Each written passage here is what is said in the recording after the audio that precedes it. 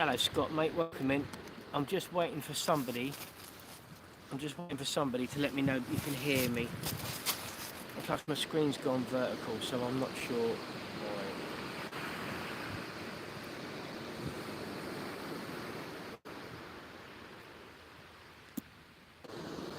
That's better. Right, can somebody tell me that you can hear me okay? As soon as someone tells me they can hear me, I can go and get the first rod out. Sounds good, fantastic. Thank you so much. I've just put a microphone in that seems to be working now. So I'm going to start off. I've got a dongle rig on here, size 5.0, and I've got double sand eel and squid. I'm going to try and catch a ray tonight if we can. I'm going to stick both rods on it.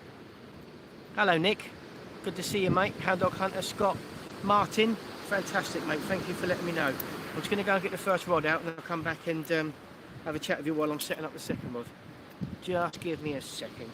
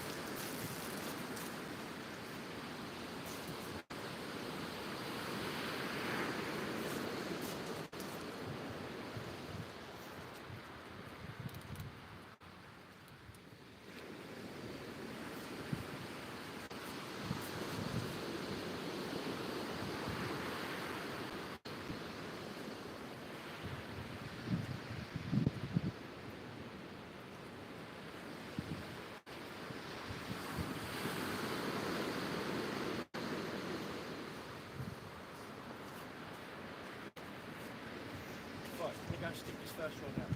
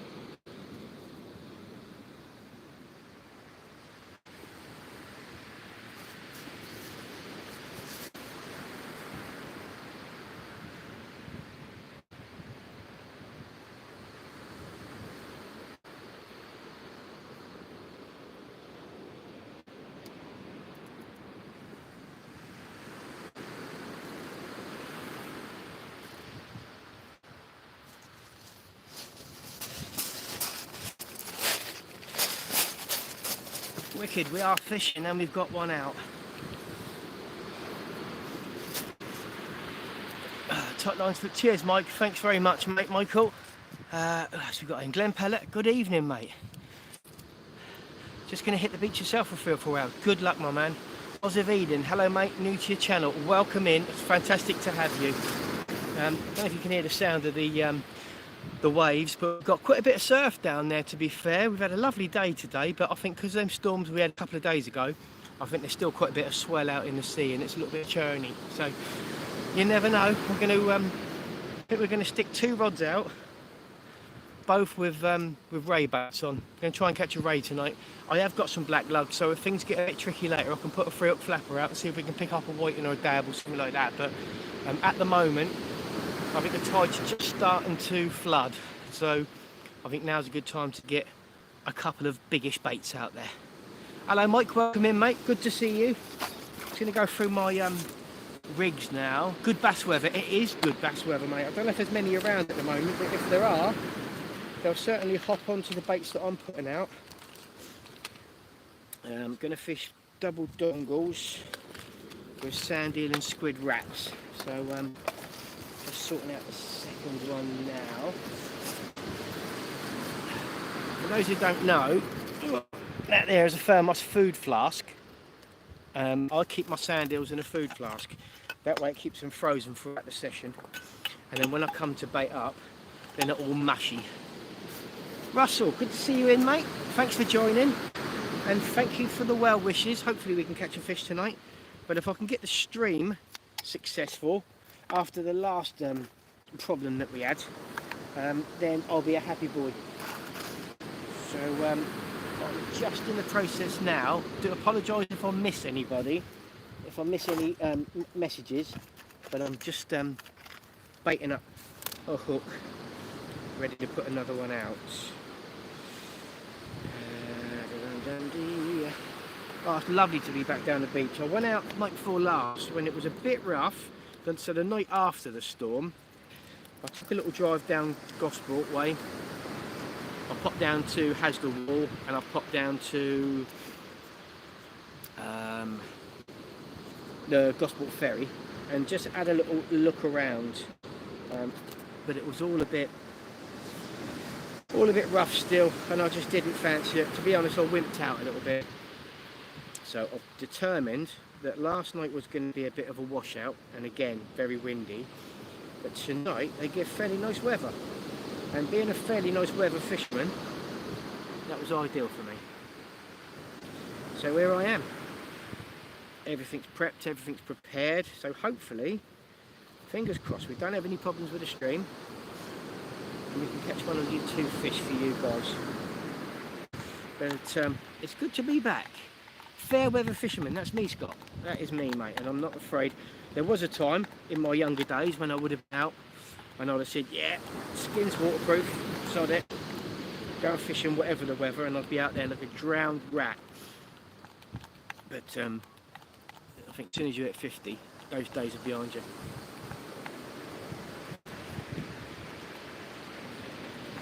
Got here early and there was nobody on the beach, and then there's about 4 or 5 people to my left now. You can probably see them there. It's sod's law, isn't it, that you've got 10 miles of beach either side and they plunk themselves for a big steam. But it's a free beach, can't complain about it.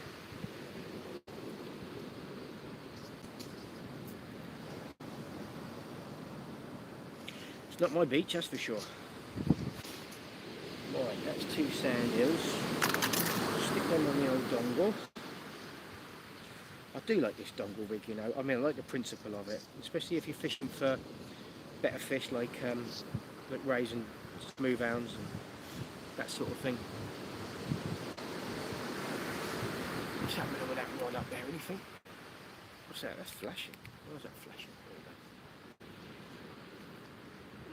Not a lot there at the moment. I've got the clicker on, so I should see if anything occurs. Got my new light down there, so hopefully you can see the rods half decent tonight. I've invested in a slightly better, brighter work light, as it were. It seems to be lighting the tripod and the rods up, but the tips so well. But once the rods are out there, I'll shine my headlamp on the tips, and then you'll be able to see a bit better. A bit better. I'm just concentrating at the moment. I should have done this before I went live really, just got both rods out, but I just wanted to get get you guys in the room. Get a bit of squid. There she be.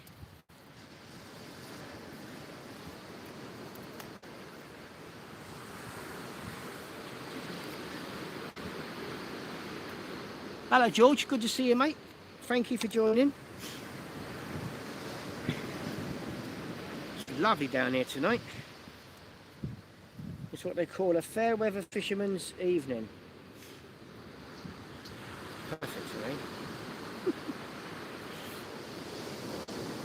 Rayman, good to see you mate. Thank you for coming over and joining.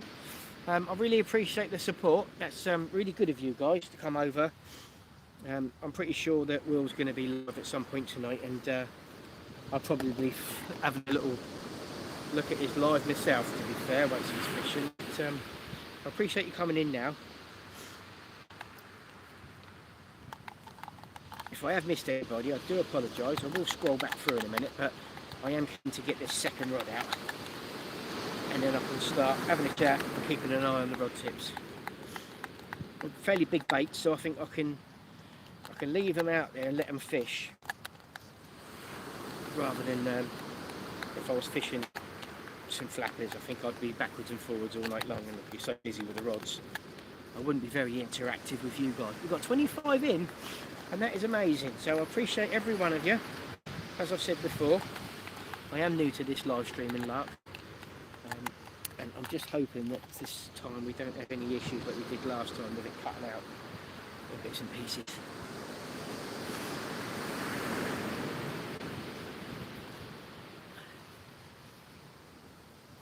Yeah, that's what I was thinking, Mark. I was thinking exactly the same thing, mate. I thought, I'm going to come down to my ray mark. I've had plenty of thornbacks from here in the past. I've had a couple of decent undulates in here. My PB undulate come from this spot, 13 pound 4. So it's got form. So I thought I'd come down with the classic squid and sand eel wraps and see what we can do.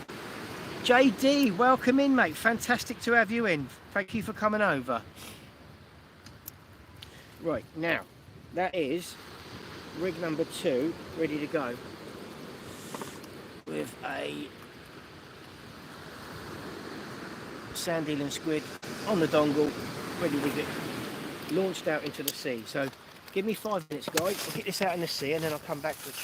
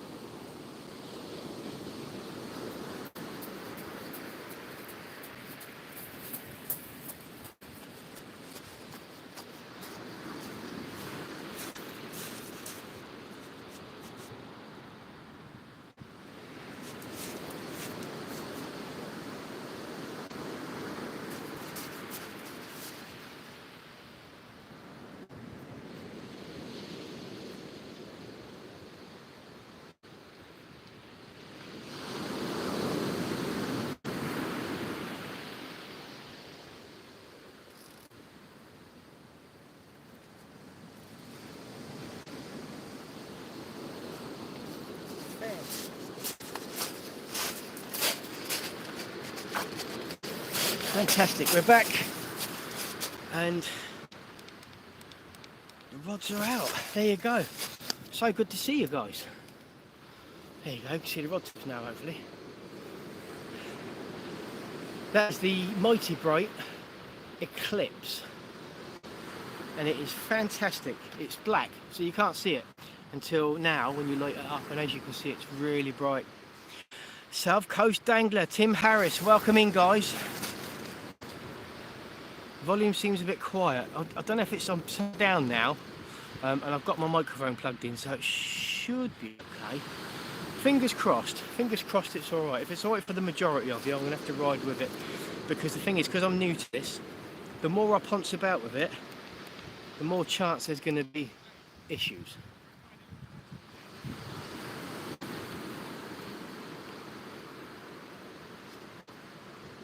So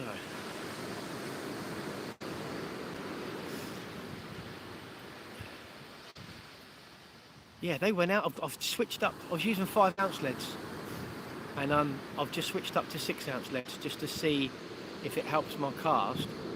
And I just put those two out, and they just kept going.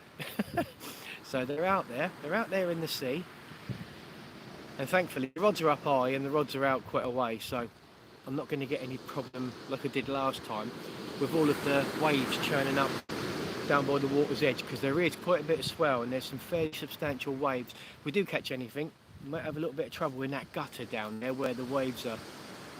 There's a lot of runoff, if that makes sense. So we'll give it a go. Using squid, bluey, lug, mackerel for tonight. Let's hope the rays are about. Let's hope we both get a ray tonight. That'd be good, wouldn't it? I'm going for tried and tested squid and squid and sand. My left hand rod's just pulled down a little bit.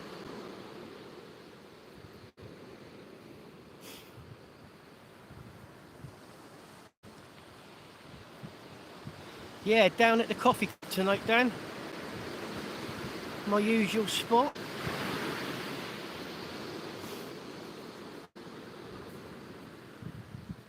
I think because the angles to my left are so close, I think I'm going to have to cast well to the right, otherwise I think we're going to have problems. Because that left hand rod's pulling around a bit in the tide, and we might have some issues. Fingers crossed we won't.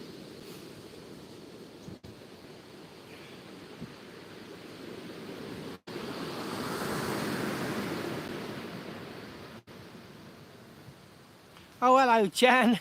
Good to see you in. Fantastic. Thanks for the like and thanks for popping in. I appreciate that. Have fun tonight.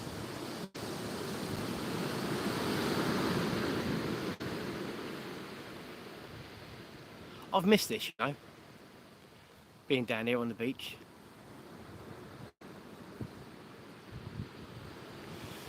Definitely something occurring with that left down rod. It's a bit strange. Not sure if you've got a light on the rest or not, but we're only picking up the tip tape when your headlight catches it. Yeah, it's because my headlight's catching it. I wonder if I can get something else set up.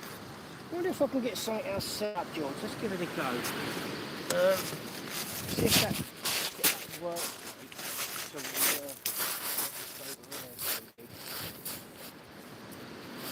It's a really bright light, so it should be doing the trick. Let's see if that's any better.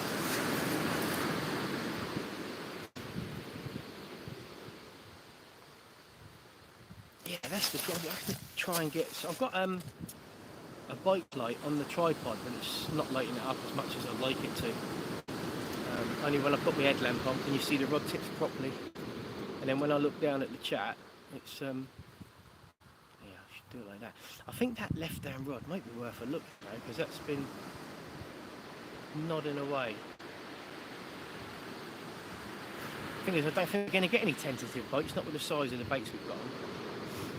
Tim, yes, we are going to be carp angling. I've just booked a 5-day trip in July. We're going to be going out to NMG for the week. And there's going to be lots more stalking sessions and stuff throughout the spring. Just that I do enjoy stalking carp. That's my favourite. Fishing in the margins. up close and personal, and surface fishing as well. And obviously through the winter that just dies a death. It's pretty hard going. Yeah, that is a bite on the left down rod. So I'm going to wind that in now, and hopefully we've got a fish first chuck. So bear with me, guys. I'm going to go and see what's occurring. Wish me luck.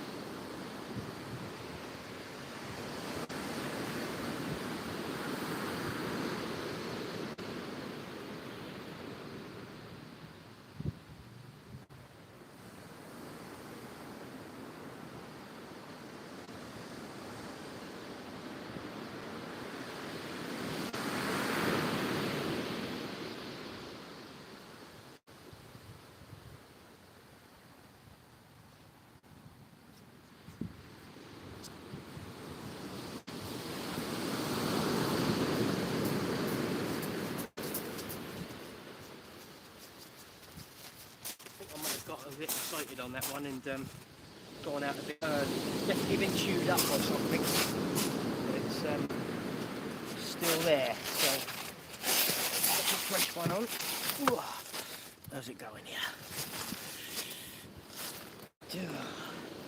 Good to see a bite though. There's definitely a bite. Cheers, Warren. Thanks, mate. Good to see you there, mate.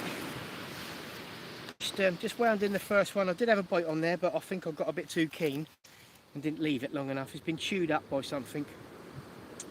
But let's get a fresh one on there. Just lately I've been a bit too keen to see that the bait looks right and just put it back out again. But I'm going to make a conscious effort for a while just to change the baits, get a bit more scent in the water. Sweet. Good to see you there, darling. Lovely to see you. Thank you for joining. Right. The only thing with these dongles is stripping them off ready for the next one. There's quite a bit of elastic involved. But I am using Batex, which is latex. And it's a lot better for the environment than the elastic cotton is. So it's good stuff to use if you're going to get through a bit. Right, so we've got our first inquiry. Good.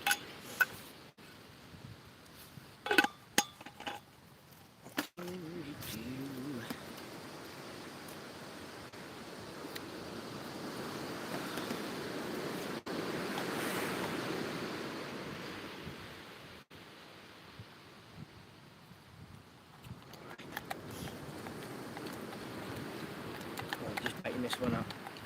Ready to go out again.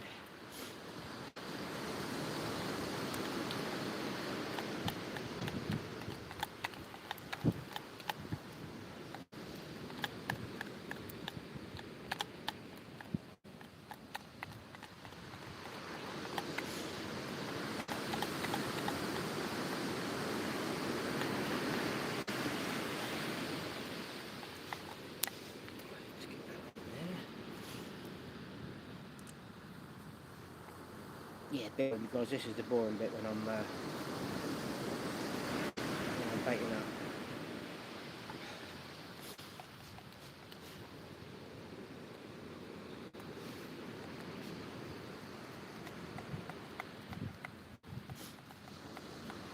just got over a cold as well, so if you hear me sniffing, I do apologise.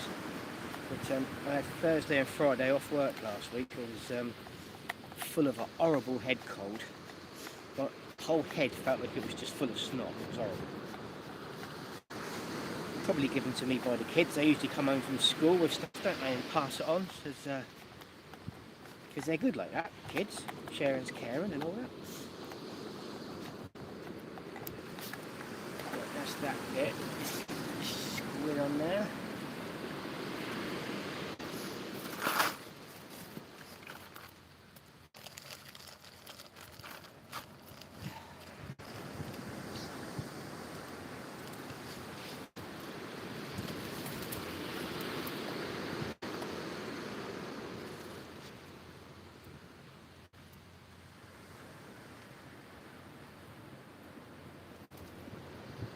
There's something like oversharing.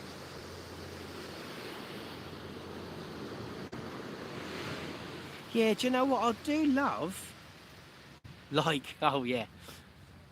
I do like the stalking in the winter, but it's just hard work.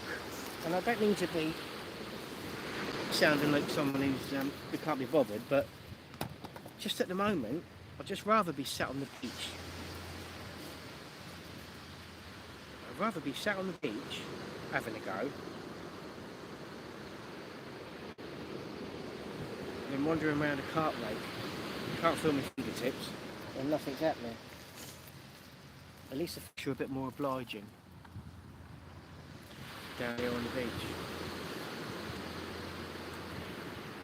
Well, I hope they are. Fingers crossed.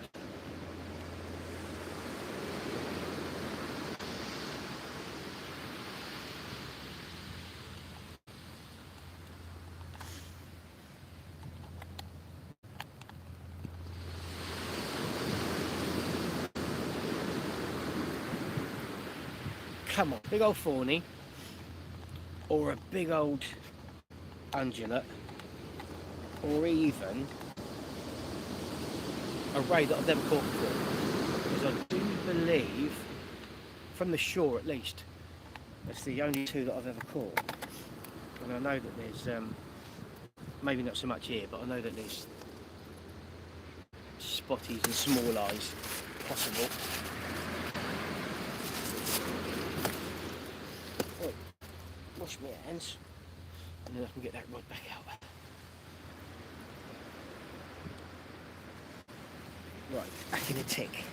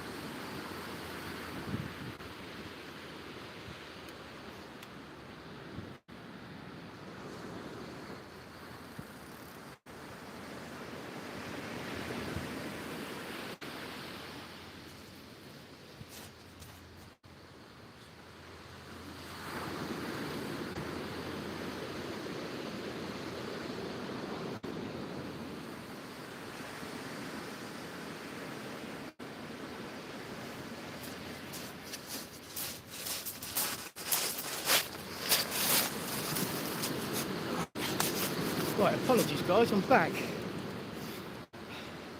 Right, let's keep an eye on you, keep an eye on them rod tips. Oh.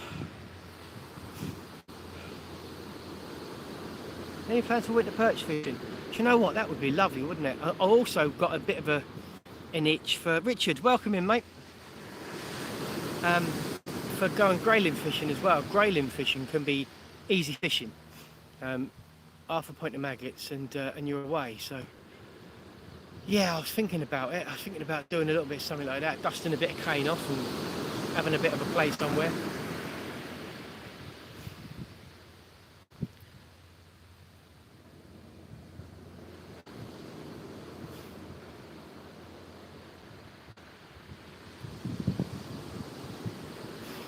Not France, no. My mum's a bit elderly. My mum's struggling to walk now. She can get around the ground floor of the house. If we go out, we have to use a wheelchair. And she gets around the house with a Zimmer frame. And I'm reluctant to leave her for too long and to be too far away. So I did think about France, but being all the way over in France for 7 days, I think it'd scare the hell out of me. So I have booked a 5 days carp fishing trip here in the UK. I'm staying local, so hopefully that should scratch the itch and sort me out on that front.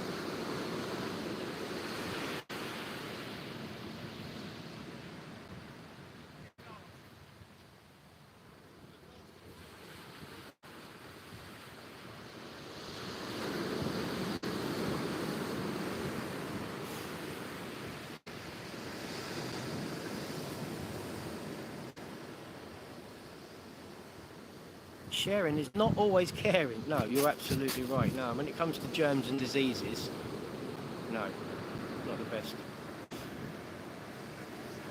Now what I've got is fishing frustrations. Hello mate, good to see you in. Thank you for joining. What I've got is I've got a bike light set up on the tripod. It's definitely a bike on that right hand rod. And it's shining up between the rings, but it's not really lighting up the tip tape for you guys. So I think what I'm going to have to do is try and unscrew that from the tripod and have it set up sort of from this angle so it lights up the rod tips better. That's what we're going to have to do.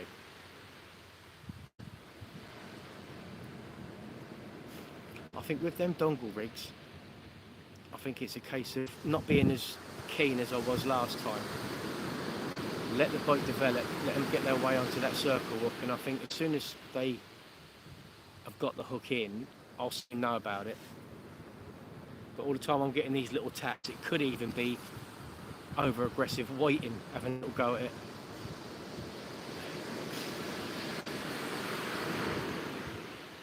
Thank you Richard, top man, thank you mate.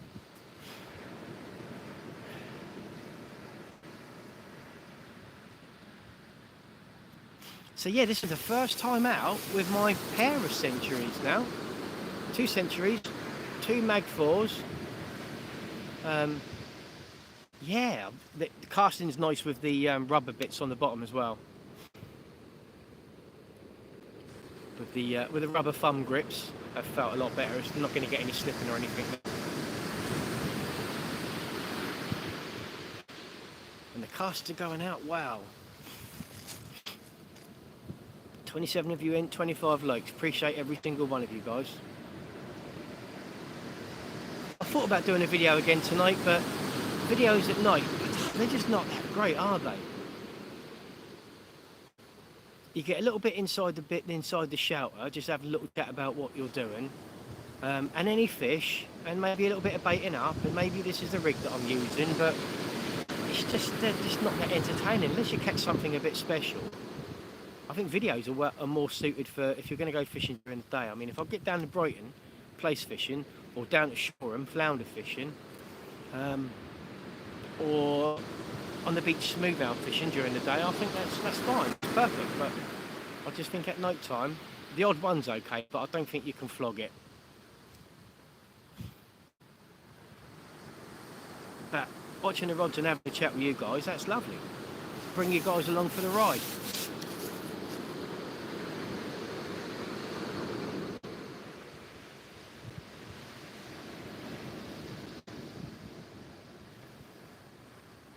got to be some fish out there after we've had that blow.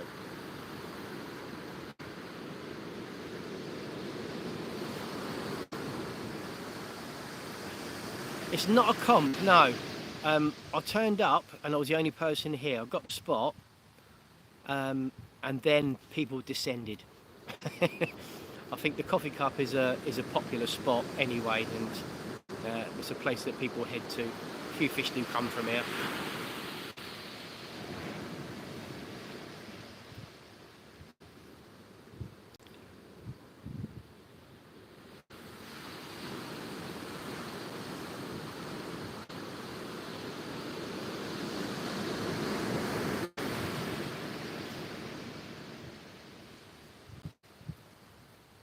They do give a little bit of rain later. I think they said at 10 o'clock there's about 20%, and then at 11 o'clock I think it drops down to 0 again.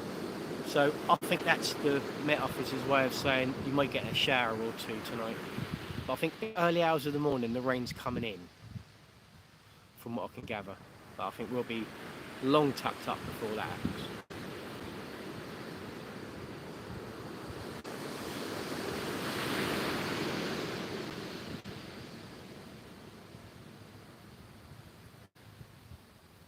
And guess what?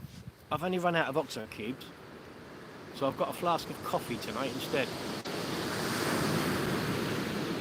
Not my fish and drink of choice, but it's hot and it's wet, and it'll work. Is the angle on your left rod moving slightly every now and again? It is, yes. They are. There's definitely something occurring out there. There is quite a bit of swell coming up the beach and then working its way back, and it's quite a large expanse that it's covering. I went out there and stood at the edge of the water to do a cast, and the next thing I knew I was running for cover back up the beach. Bovril cubes, yeah, they're lovely, but like you say, they're expensive and they're quite hard to come by. They don't do them in Tesco's that I shop in. You can get a jar of Bovril, I don't think you can get the cubes.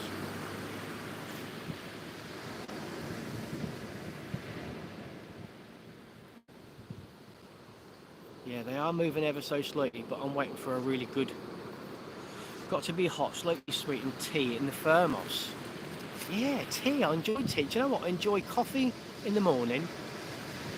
Marmite, brilliant. Coffee in the morning, and then I drink tea throughout the day, and then I don't mind a coffee in the evening. I know some people don't have coffee after a certain time because it can make you stay awake, but I don't seem to have a problem with it.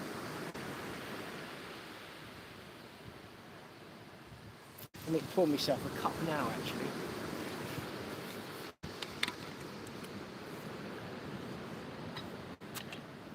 What I might do, I've got a spare headlamp. Pour myself half a cup of coffee, just to warm the cockles. When I got down here, I've set the shelter up. It's quite a mild evening, and 3 boxes of Bovril in your carp mix. Yeah, the carp love it. I know someone who used to dip their boilies in Marmite. It broke, yeah, typical. Anything unbreakable, just got to say, hold my beer.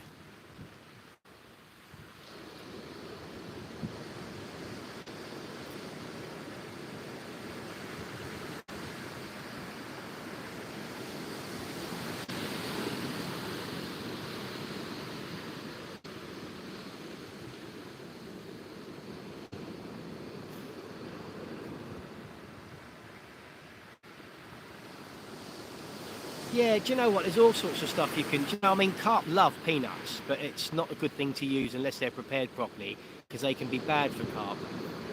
But there's nothing wrong with smearing some peanut butter all over your boilies, especially in the summer months, and it slowly breaks down, and you get like a halo of peanut oily around your bait.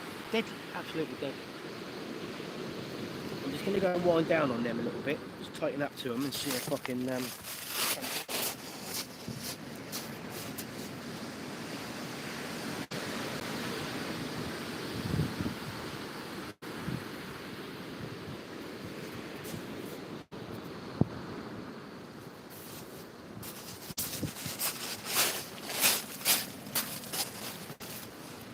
yeah, it's lovely to be out using those rods. Been a long time coming. It wasn't that long ago I was using my Pen rafts and my big fixed balls that I've got. I've got some Achios fire loops. They're lovely reels and they're lovely rods, but they just weren't the rods and reels that I wanted. Now let me turn my headlamp off and turn that one on and see if I can get them to light up a little bit.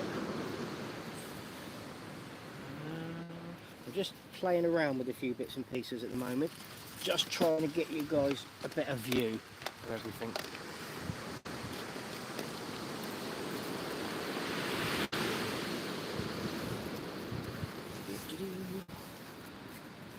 Another lamp here somewhere.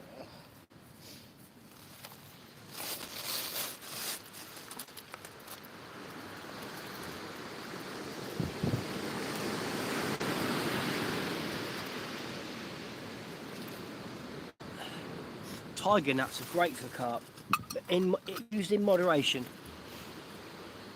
Definitely used in moderation. Right, so what I've done, I've got my spare headlamp shining on the rod tips now, so even when I'm not shining them up like that, you should still be able to faintly see them. I can see them on the screen now.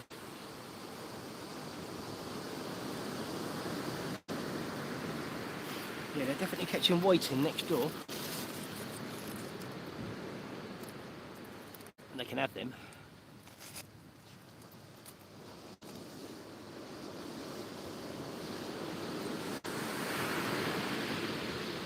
That's the thing, I mean, depends where you're fishing. If you're fishing somewhere where your gear's going to take a bit of a battering, I've got no problem at all with getting the cheaper rods out and giving them a go. Oh, Horlicks is gorgeous, right?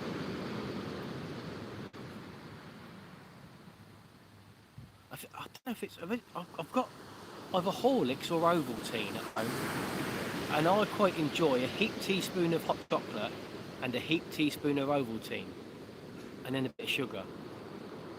That's a nice that. Thanks, Richard. Yeah, glad to see. Oh, I've put it on super night mode on the camera. I've invested in a screw fixed direct worker's lamp, and I'm just trying to make it a bit more professional. When I watch Will's lives, you can see his rods. You know, it's just all. He's got everything off to a T. It's all set up beautifully. So I wanted to make a bit of effort and try and get it so that it views well.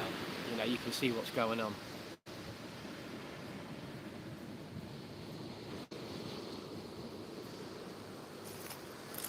If I had a little screwdriver, I reckon I could take that bike lamp off the tripod. Because the bike lamp, it came with this rubber thing which fits over your handlebars, and it was all floppy on the tripod. It just didn't work, so I got rid of that, and I managed to drill two holes through my tripod, the little arm that goes across between the two rod hooks, and screw the thing on, and it's shining. But because the rod tips are pointed over and it's shining up between the two rods, it just doesn't do anything.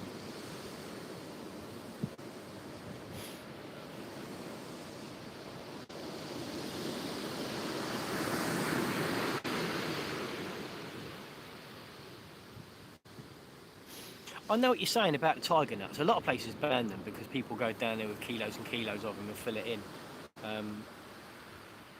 But yeah, I know for a fact that they will definitely sort out the better carp. Carp that have seen boilies and seen sweetcorn and seen everything else, they'll always slip up to a tiger nut. They're fantastic baits. But you don't need a lot of them. I think if you watch some of the like Terry Earn stuff, he'll use a couple of tiger nuts, balanced, a little bit of cork in there perhaps, and then just a handful of chewed up ones around it. Just a trap. You don't need to be putting kilos and kilos in. Oh, look at that bite on that left down.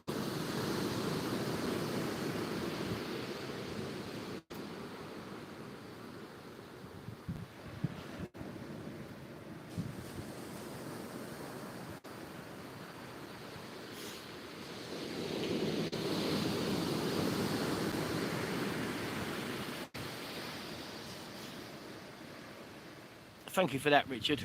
I don't know why that was held for review. I've pressed on show, but it says another moderator has handled this. Yeah, bear with me. I am new. Yeah, definite bit of a bite on that left down rod. Thanks for that, John. Yeah, it's what you're used to. I mean, one of my favourite. Look at that bite on that left down rod. That's definitely something there. Having a bit of a prolonged look. I'm still trying these dongle rigs out. I mean, I've caught dogfish on them before when I came down here, and they seem to work really well. All the fish were lip hooks. Nothing was deeply hooked, and that's great in my book. But if I start having problems with them, I will go back to just a standard pennel. If we start getting some good bites but not hooking up, then I've got no problem switching. I've got other rigs in my box. Yeah, luncheon meat's one of my favourite carp baits. It's what I started using. And I've caught so many carp on luncheon meat, but it matches the way that I fish. I fish up close and personal in the margins a lot. If you've got a cast luncheon meat, it just flies off most of the time, so it's a bit of a nightmare. No, a lot of places will ban tiger nuts. A lot of places ban all sorts of stuff. You know, some places you're not allowed to use maggots. Some places you're not allowed to use any more than a kilo of boilies. You know, they've all got restrictions. This time of year, Russell, there's not so many crabs about. I mean, I'm saying that now, and that could be the kiss of death, but I'm not experiencing anything. I'm not getting the baits smashed to bits by crabs. I think in the winter they do go down a little bit, and they're not so prevalent.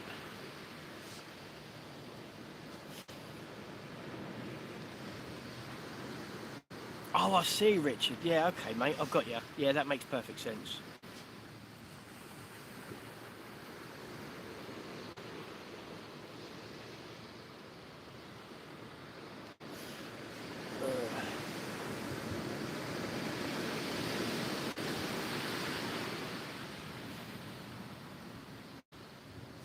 Cap oil, yeah, I've never used it myself, but I have heard of it.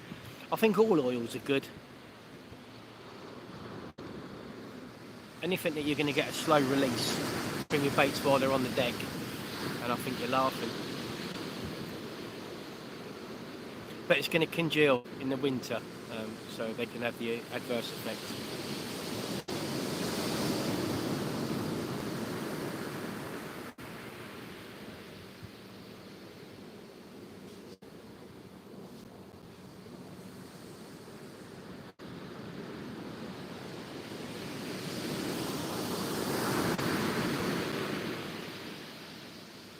That rod at right hand rod just had a little bit of a pull down.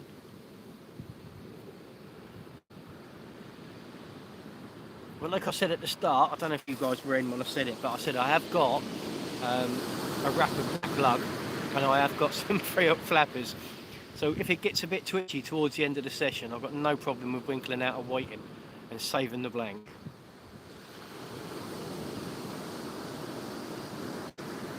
Seawaits, welcome in, buddy. Lovely to see you. Thanks for joining.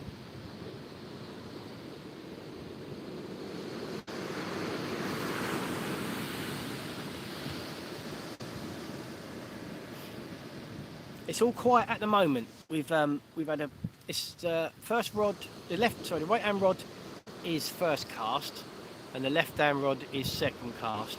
I had a bit of a bite on that one and wound it in. The bait was a bit chewed. Put a fresh bait on and put it back out, and we've been getting some nibbles. We've definitely been getting nibbles on both rods, but I've got big hooks and I've got big baits, and I'm waiting for it to arch over before I get excited and start winding it in.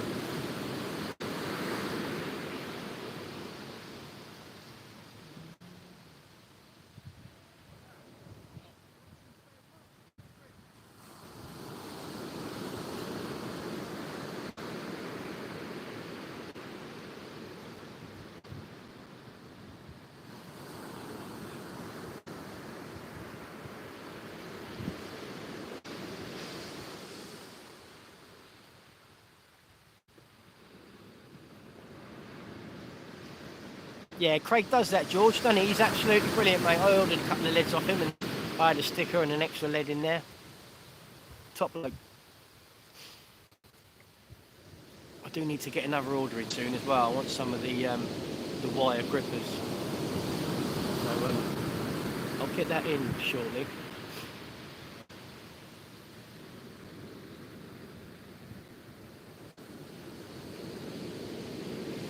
Yeah, that's what I'm on at the moment. Cocktail baits, just 2 sand eels and a strip of squid wrapped together. Classic ray bait, but obviously dogfish love sand eels down here.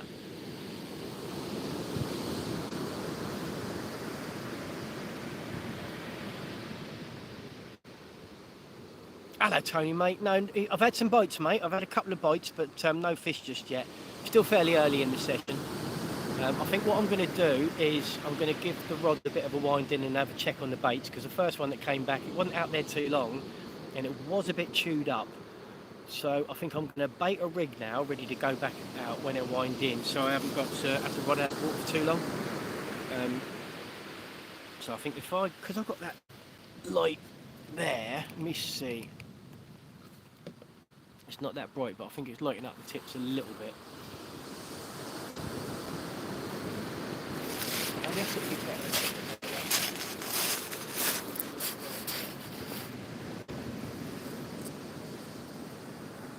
It's just a floodlight, and it's not direct light on that edge.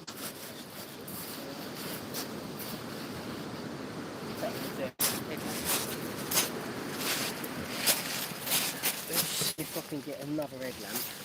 I'm just trying to illuminate them rod tips a bit better for you guys, so you can keep an eye out for me. Let's try that. I wonder if that's a bit more of a...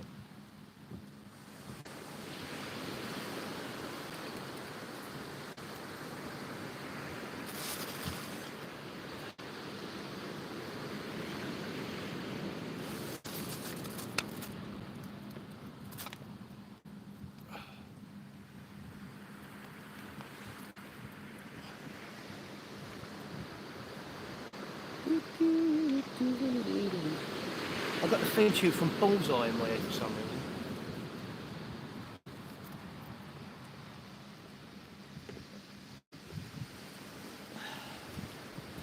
Nah, do you know what? I think I need to get that bike light off of that tripod somehow.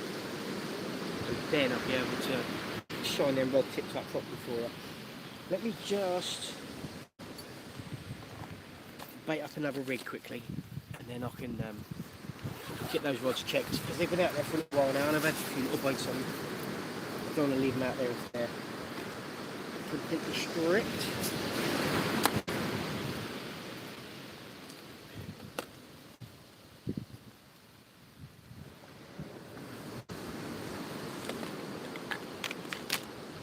What have I got?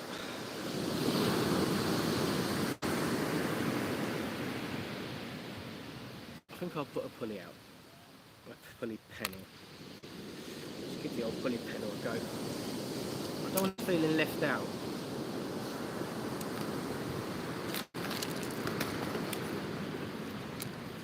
Let's get a couple of sand eels out.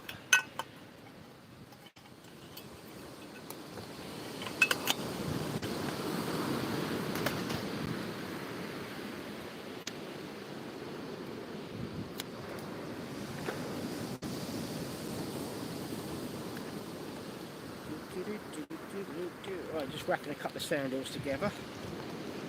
I'm going to stick with the same baits because I know they're baits that work for the rays.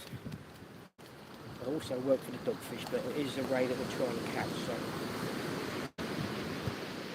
sand eel and squid. I might try whole squid.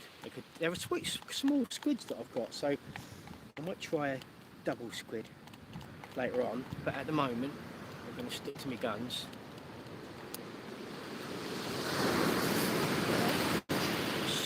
Let's grab that.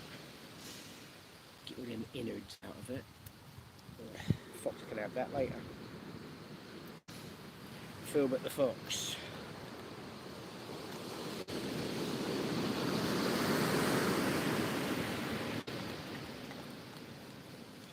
$36 likes. Thank you so much, guys, for hitting that like button. That means a lot. Really appreciate that.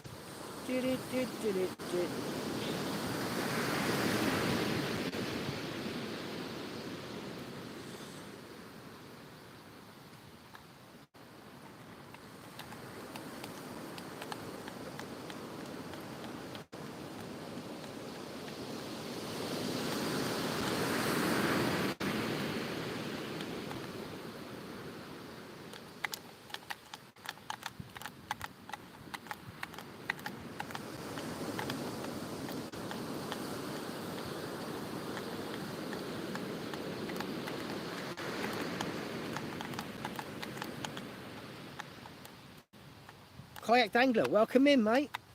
Thank you for joining, buddy. That reel looks nice, mate. That one you unboxed earlier. What a little gem that is. You've got a lovely little collection going on now. I've got a bit of Abu envy going on there, bud. Yeah, very nice indeed.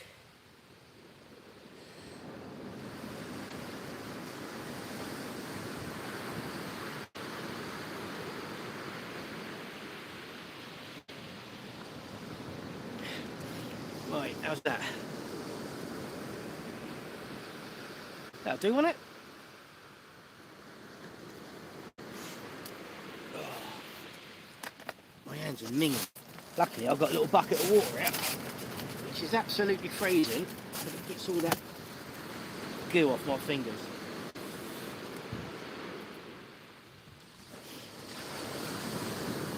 Okay, Tim, yeah, good luck, mate. For England and all that. Right, let's look at that. Yeah, it's a beauty, isn't it? I just took my glasses off. What does it say, mate? Needs a 4-point pinion stuck in. Hope you're good. Yeah, I'm good, mate. I'm good. I'm out fishing. And I'm chuffed to bits to be out fishing, to be fair.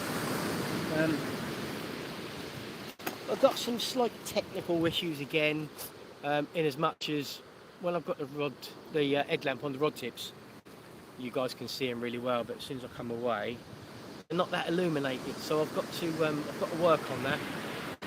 But I will, promise I will. We're getting there.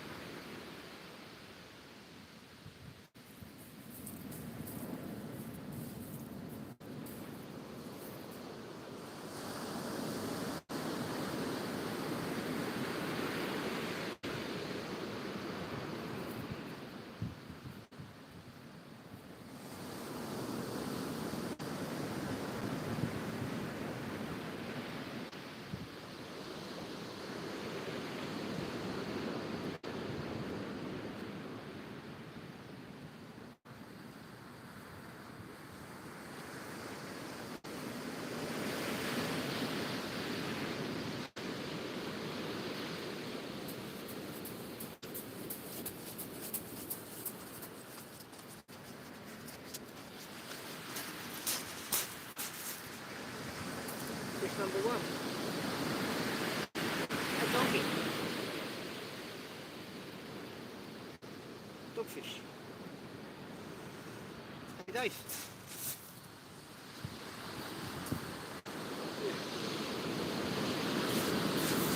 Nice dogfish as well.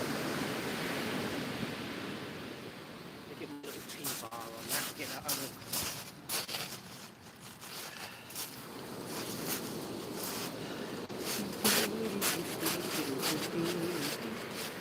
Well, T-bar, see, this is what I'm talking about.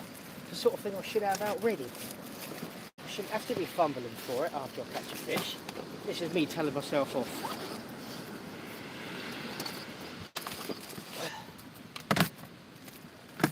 Tail house as well, I'm going to get them really comfy padded cushions you can get from that company.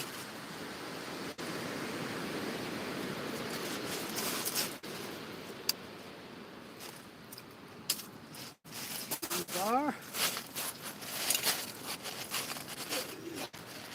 Yeah, there you go, guys. Doggy, fish number 1.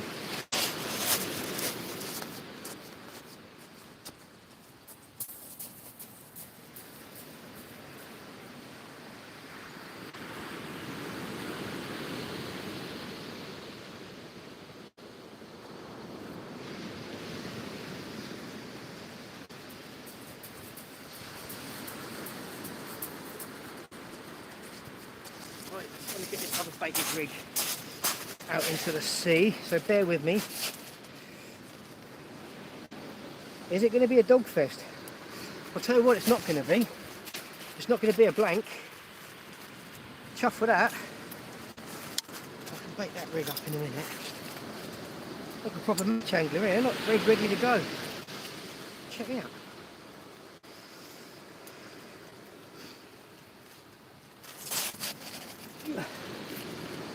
Right.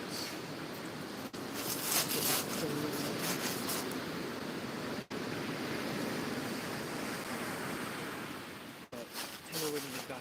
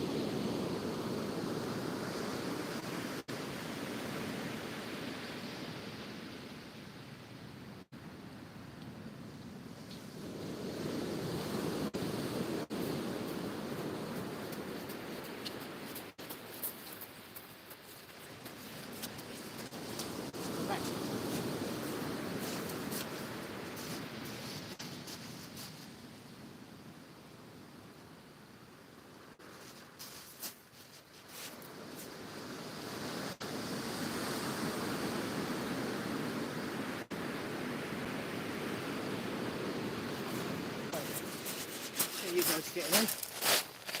Oh. We've got a fish. We didn't blank.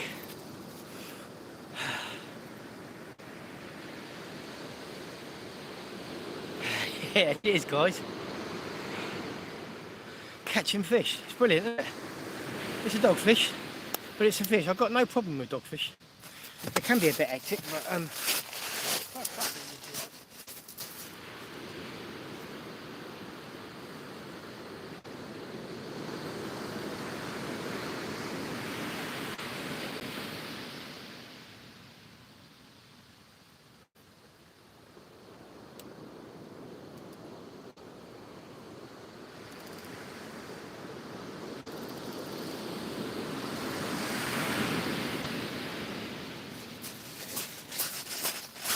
oh, happy days, happy days. Happy days, we beat the blank.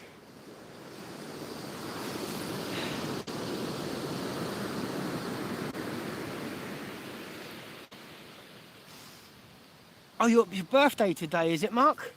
Happy birthday if it is, mate. And tight lines, mate. Hope you catch something. Hope you catch a nice big fat ray tonight.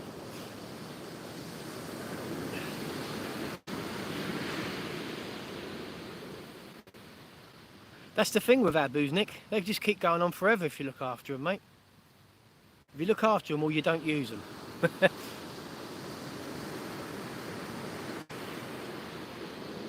That left-hand rod needs looking at. Do you know what I need? I need a screwdriver. Then I can take that bike lamp off the tripod and I can put it in the gravel facing up at the rod tips, and that'll illuminate them beautifully. I know exactly what I need. But I don't think I've got a screwdriver. Oh, I have. On my Leatherman. I've got a screwdriver on my Leatherman. I just had a brainwave. It's not a Leatherman, it's a Gerber suspension. Really cool. I got it years ago in a job that I was doing.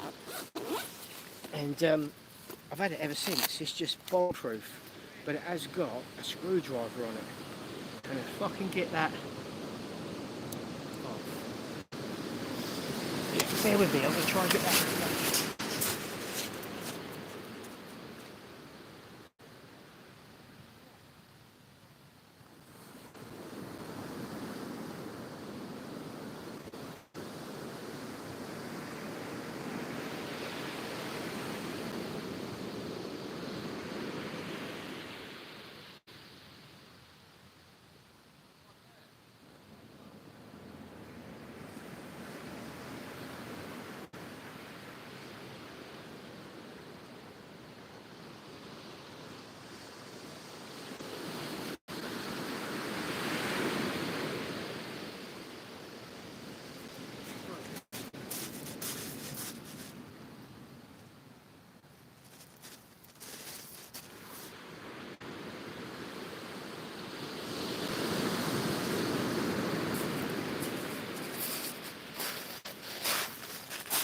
Is that going to work?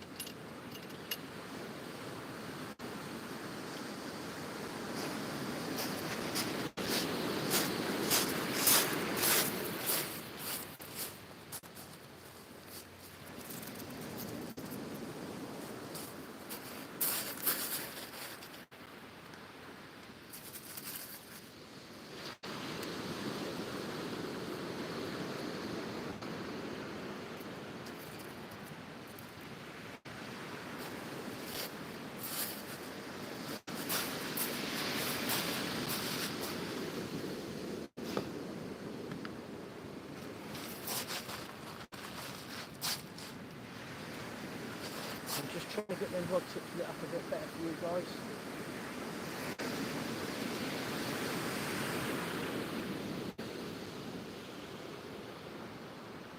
I'm going to sort something, I promise you.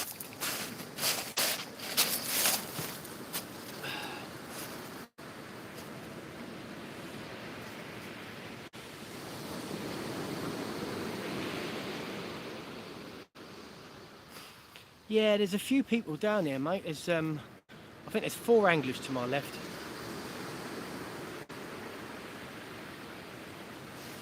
Yeah, 4 anglers down there. I'm hoping now, when I've got the headlamp off, you can see them rod tips a bit better, can't you? Yes, you can. Good. That makes me feel a bit better. I'm going to get that other rig now that I've put that dogfish on. And I'm going to... Bear with me walking in front of the camera. I'm going to bake that up. Or we'll go back out because that right hand rod needs to come in.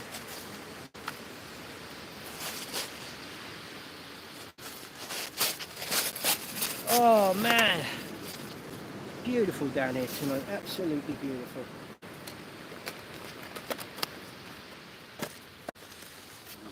Scissors. yeah, that dongle rig, you know, it works. I know it's a bit of a buzzword at the moment. Same as like in carp fishing, you had the Ronnie rig, you know, and everyone wanted to use a Ronnie rig, or a chod rig, you know, and they're decent rigs in certain situations, but some people just sort of jumped on the bandwagon and just used it everywhere. And it's the same with the dongle rig. I think it's like, it could be portrayed like that.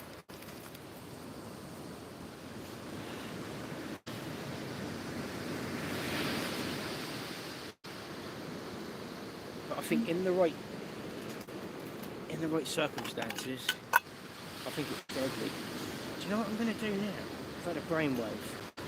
Rather than using 2 sand reels, I think I'm going to cut a sand eel in half, stick it side by side to make a shorter bait, and then that way I'm not going to get through the sand eels quite so quickly. That's usually the load, isn't it?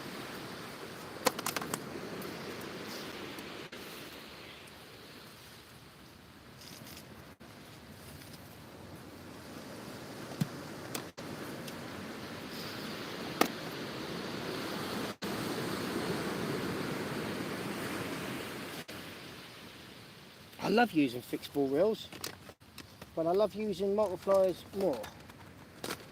It's just that it was a bit of a nemesis for me. I struggled.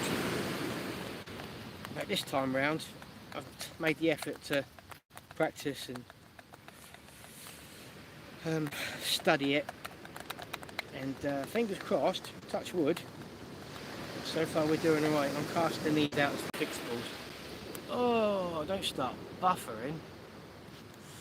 Don't start buffering. You do not want buffering.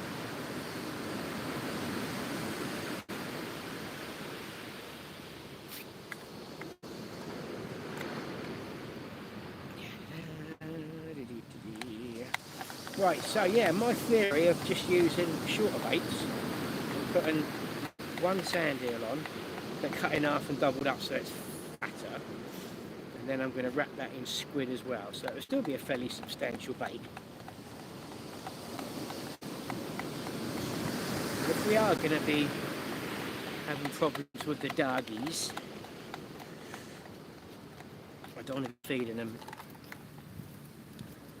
too much in the way of sand eels, because we'll run out. And we do not want to run out.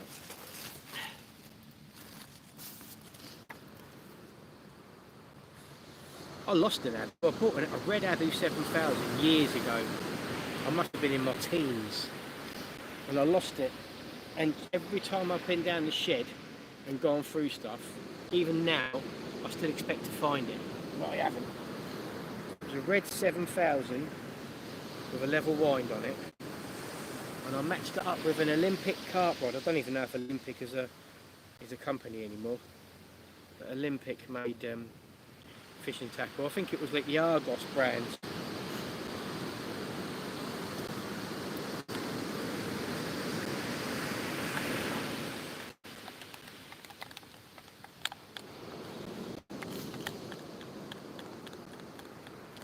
I had the rod stolen. I used to ride all the way around Ilse Lido, all the way from the Blue Lagoon on the motorway bank, all the way round to the motorway bridge. And I went down there one day with a rucksack with me, reel, tackle, lunch, a bucket because I was getting peeler crabs, and I had my rod tied to the bike. And I left the bike with the rod tied to it and went for a wander down on the shore to get myself some peeler crabs, and I toddled off around the corner, and when I came back the bike was gone.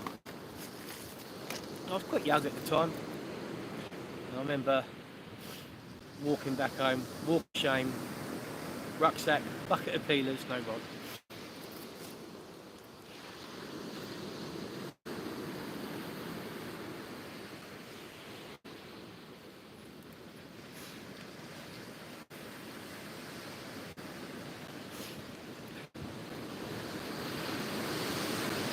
I'm going to wind in left down rod now and freshen that up with a new rig. So I will be back in a deuce.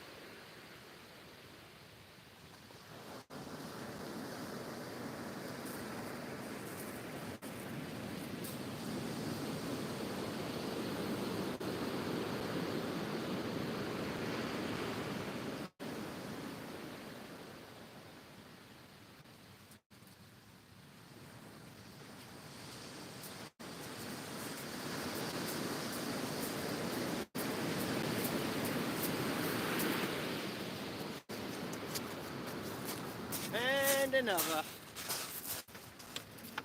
And another doggy. There you go. Another doggy, perfectly lip hooked. That's what I like about this dongle, they just don't go down deep. There you go, straight out.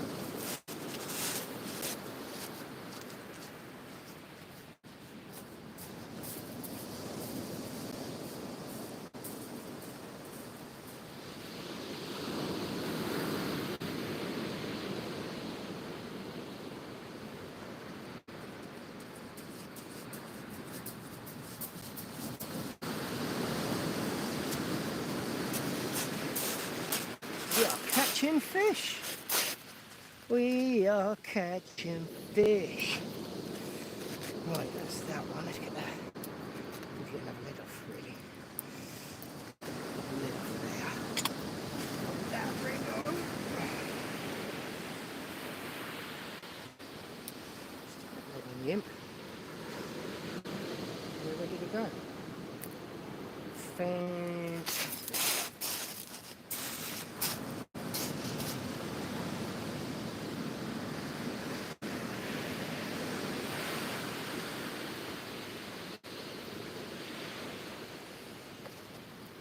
Right, jump it out.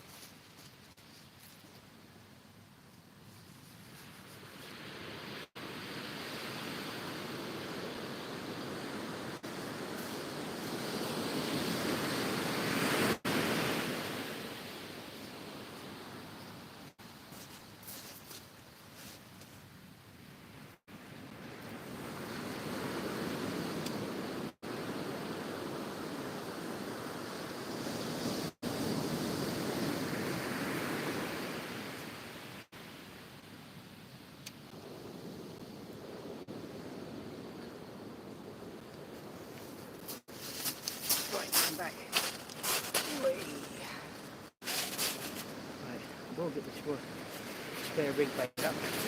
Left and back, I'm going to get another lead out, so I haven't got to keep changing the lead over. That makes perfect sense, doesn't it? You guys still with me? Yeah, still 27 of you in. Thank you guys. I know I'm not here and I'm punching about with the rods, but that's kind of what you do when you're fishing, unfortunately. So I'm back now. Put your glasses on so I can see what's occurring. Yeah, cheers mate. Yeah, it's Luke. Good to see you, Luke. Good to see you there, mate. Fantastic. Thank you for joining. Yeah, so 2 fish. Can't be bad.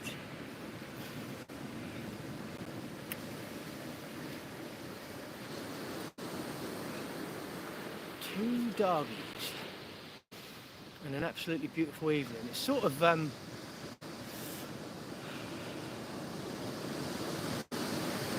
there's clouds rolling in, but they're not hectic clouds. It's rather pleasant. I'll just cut this old bait off.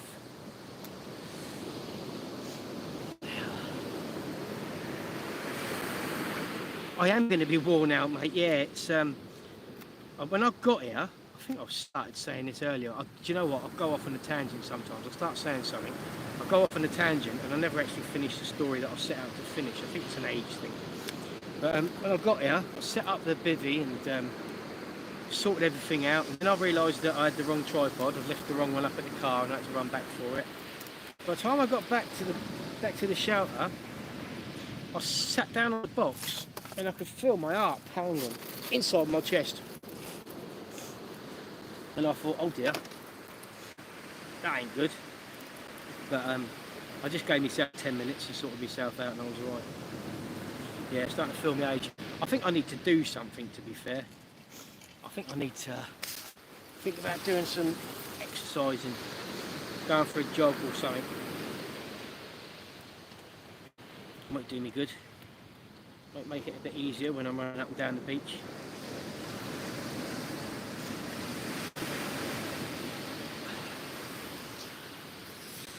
Or would you like to swing on a stone?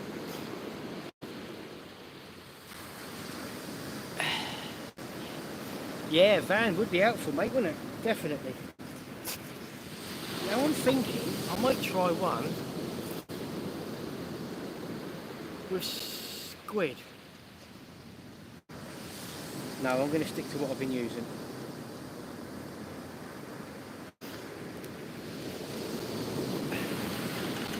Just that the doggies love the sand here, but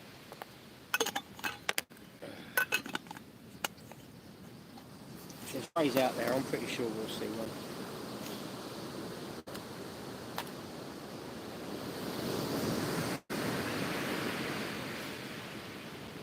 It probably is good enough exercise. It's just that because I'm a fair weather angler and I don't get out as much as I should, I'm not getting that much exercise.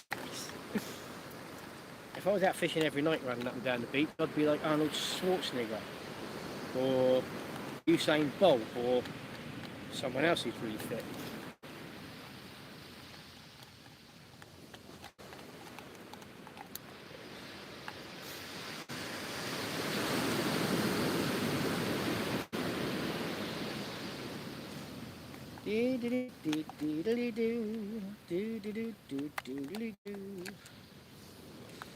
Would you like to swing on a star?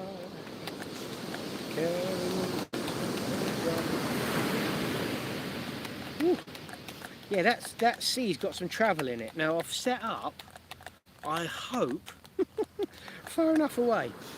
Otherwise we're going to be doing one of two things: getting wet or staying dry. That was obvious, wasn't it? Moving the bivvy, or hopefully we won't need to. But if we do, then obviously we will.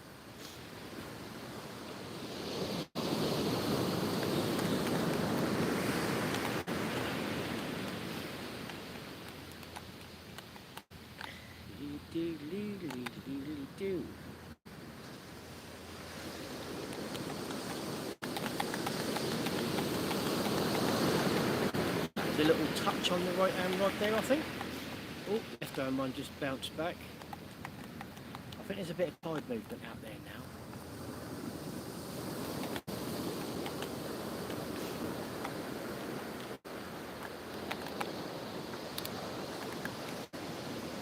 That's that rig done and ready to go. I'm just going to tighten up that left hand rod. Looks like the grip has just moved.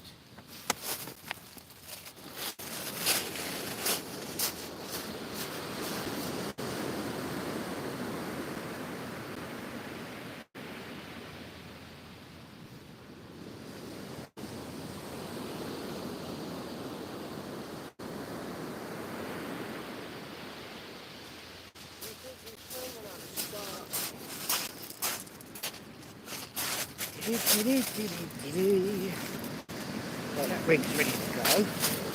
You guys are enjoying the show. That rhymed.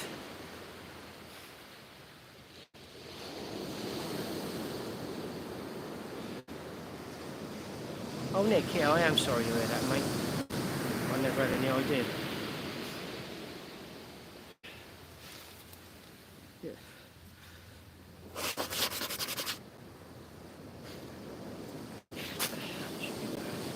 You've got to stop sniffing so much now. What's the point of a multiplier rail? I have to set brakes, bearings, centrifugal, whatever, and then you have the line laid back onto the spool. Nowadays, fixable. I was good for casting. I agree 100%. It's all about preference.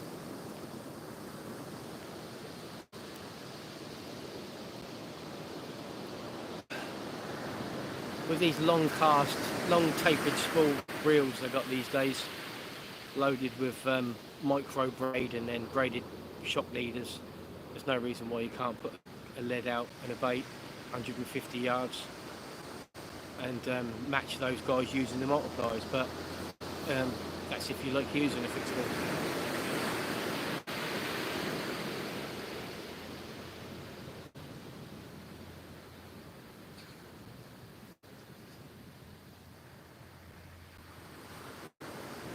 Yeah, it's good to mix it up and use both, definitely.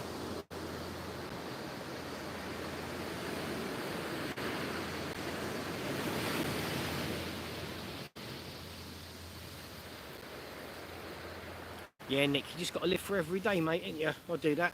We all do that. You never know what's round the corner. Oh, you can probably see that, can't you? That bit of surf, that bit of swell we got. So powerful.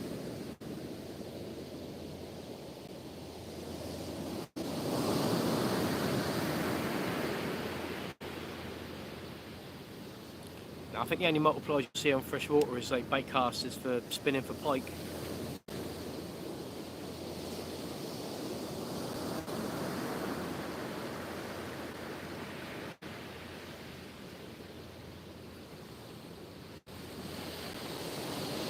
Hello Lawrence, lovely to see you there, mate.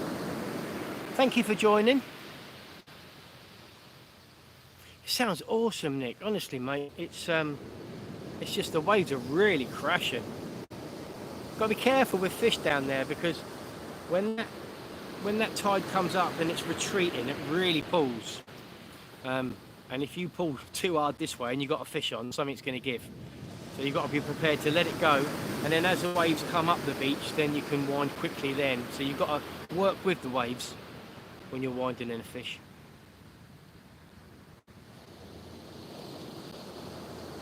It is relaxing, yeah, 100%.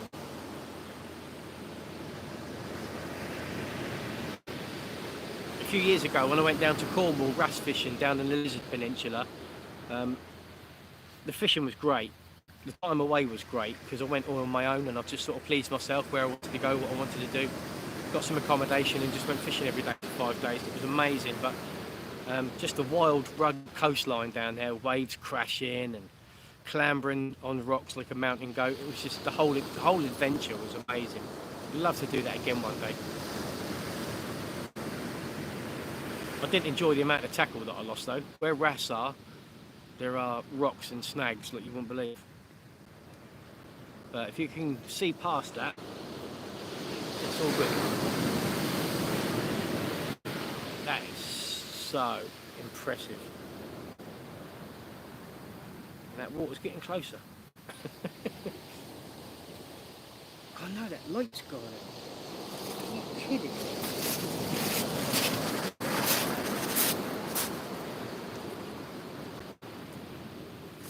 Well, that didn't bloody last long, did it?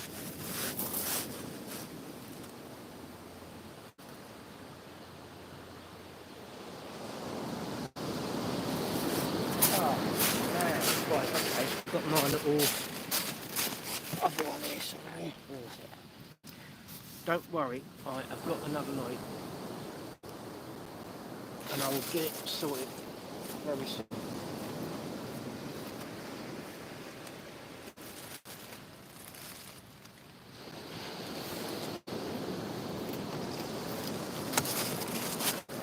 You could be singing on the star.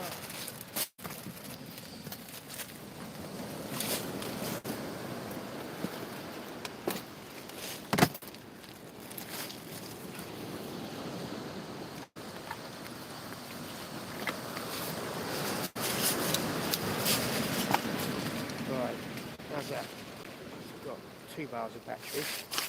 I can plug that one in to my charger.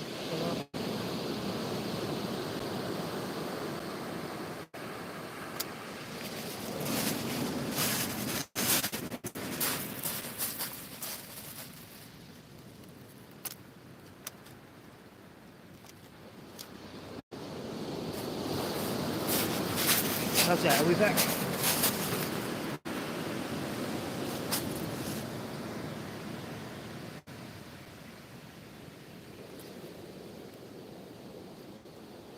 Why is it going all blurry? Right, guys, I am working on it, trust me. Bear with me, that's me. I'll turn the camera back around again. And we're back, just needed to refocus, that was all. That was a bit twitchy for a second. Yeah, there's loads of little rats off that jet eating this stew.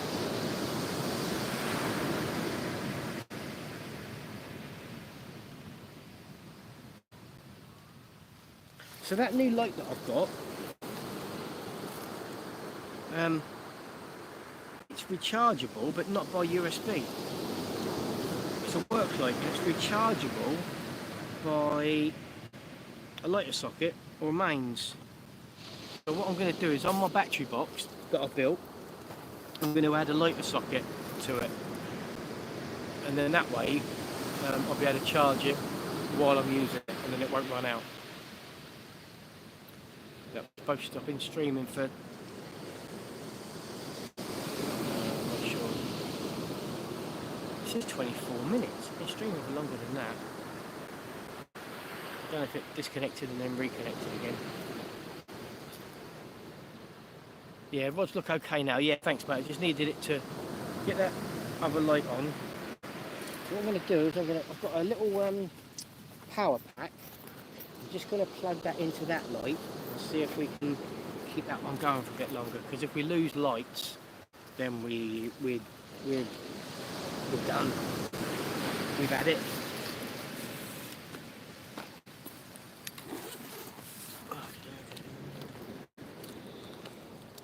As you can tell, I'm new to this. I'm still working it all out.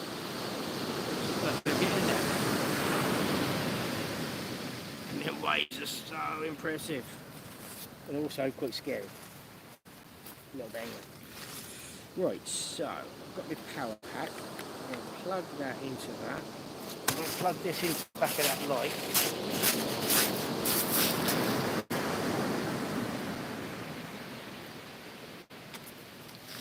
And it's a USB micro, not a USB-C. It would be, wouldn't it?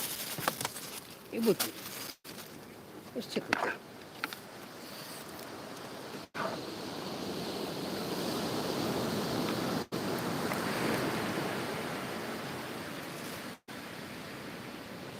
You may grow up to be a fish. Doo-doo-doo-doo-doo.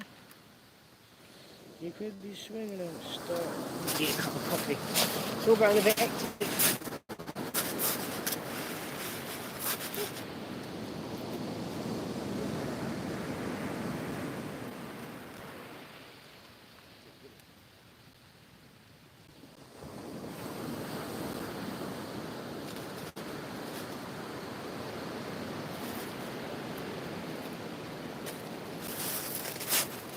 plugged in. I don't know if that's going to die on me because it's got unload flashing.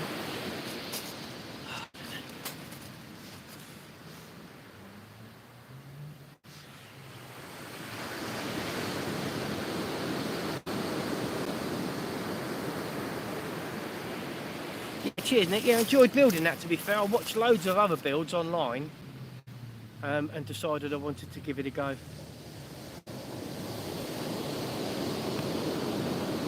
Yeah, I've got a few different ones, John. It's potluck which one I pull out of the bag, but I've got all the leads that I need. All the leads that I need.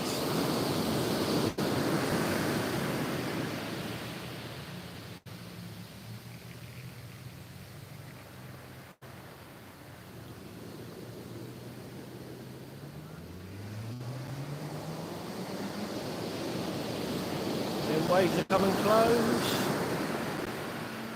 8:45. I think we've got a couple of hours till high tide, and I don't think I'm going to be alright where I'm sat. So I think what I'm going to have to do in a minute is leave you guys looking at the rods while I get the shelter moved up a bit higher. It's quite foggy, it's coming quite foggy, you know. Quite a bit of cloud cover covering the moon now.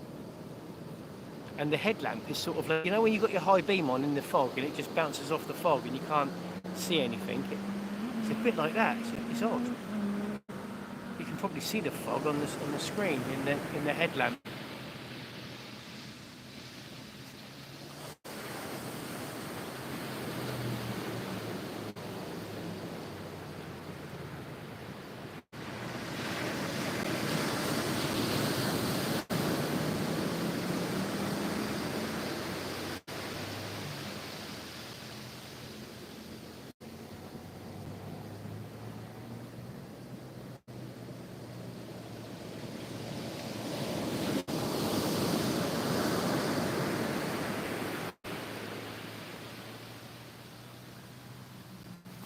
Just had a brainwave. Can't. I could. I'd have to plug that into there. Right. Can I plug my headlamp in and use it while it's charging? That's the question. I know I shouldn't be playing about with this stuff, but I'm just trying to prolong the stream because I've got a horrible feeling it's going to go Pete Thompson. Right, let's see what lead I need.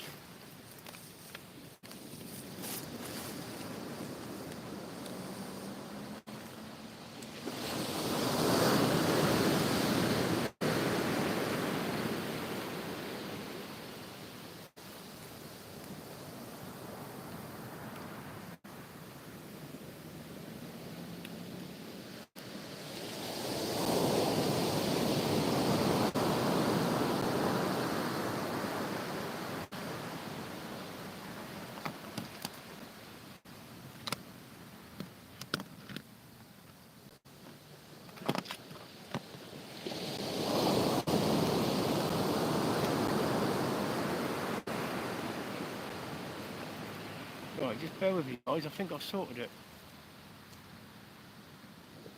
Yeah, Russell, thanks for chopping in, mate. Good to see you. Just been pouncing about here a little bit with the headlamp. I think I've worked out what to do.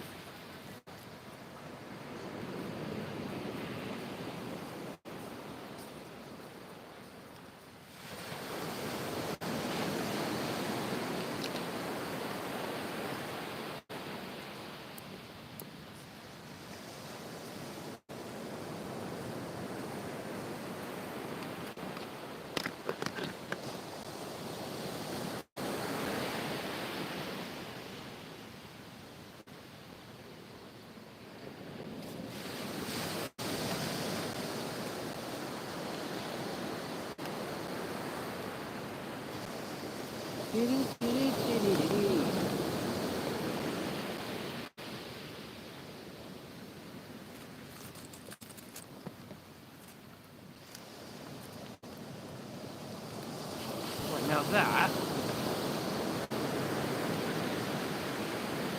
is my good headlamp that I had on my head earlier on the rod tips. Yeah, they're expensive though, mate. I know what you're saying though. Buy once, buy decent, and then it's done, isn't it? Thanks, Lawrence. Cheers, mate. Having a few technical difficulties, but we're getting through. I've got my decent headlamp now, shining on the rod tips, plugged into my battery charger, and I've got my other headlamp on my head so that I can see baiting up and that sort of thing. So we should be in a good position now. But what's worrying me, all the guys that are to my left have all moved up the beach now. And we might get a bit wet when the tide comes up a bit more. So I think it'd be a good idea for me to move the bivvy up a bit, up onto the shingle, and then yeah, move up a little bit, because I don't want to pack up just yet. I want to try and eke out another hour or so if I can.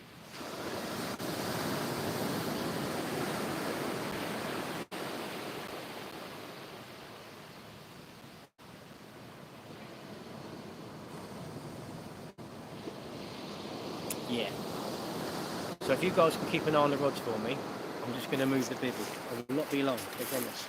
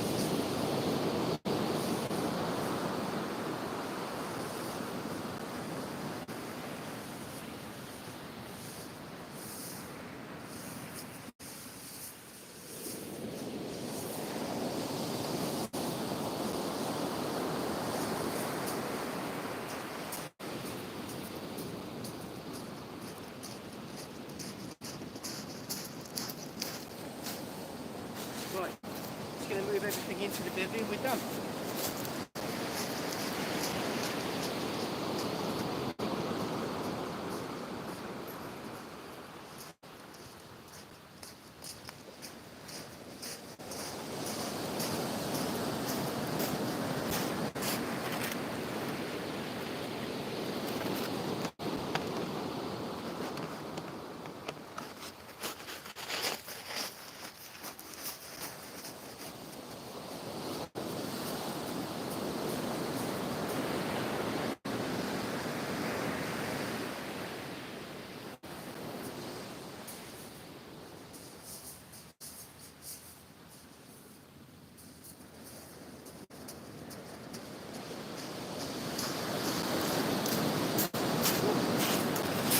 How you doing?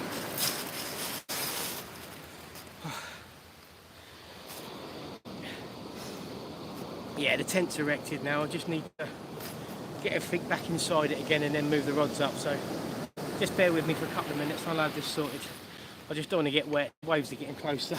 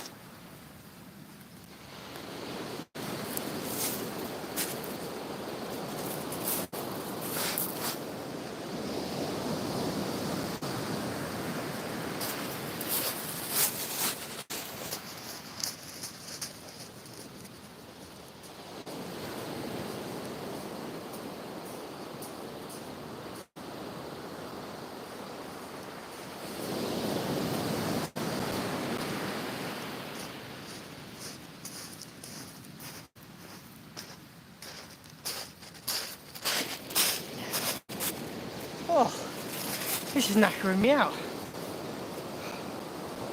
Right, now I need to move you and then move the rod. So we're probably going to go a bit dark for a few minutes just while I move stuff. So just bear with me, and then we'll have it all set up in a couple of minutes, and then we'll check them rods out.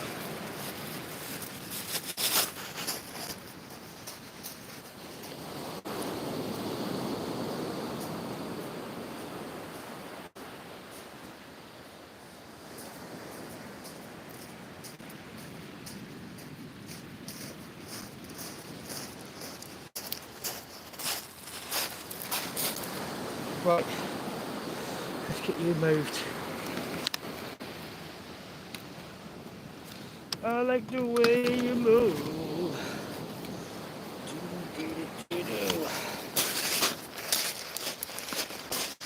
Take you for a walk.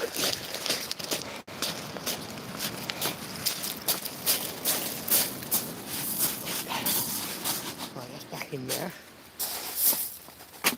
Get the rods back up, and then we can get sorted.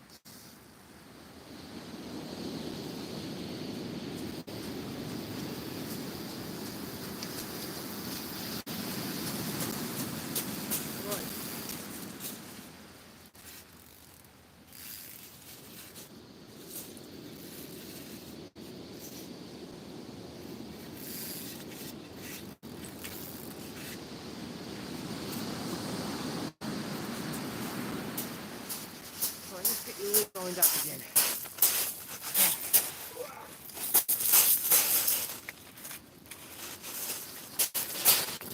You know you're getting old, but everything you do makes a noise. Right, so I need to turn that round and turn it back again, and that should focus then. Yes. We're back. I just need to get that headlamp shining on that rod tip up there.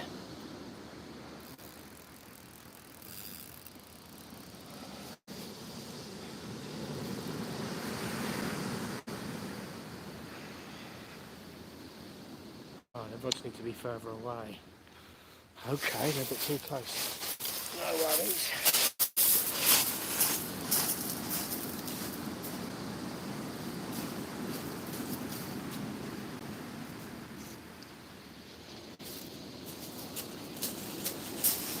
Getting there. I'll tell you what, it's getting me fit.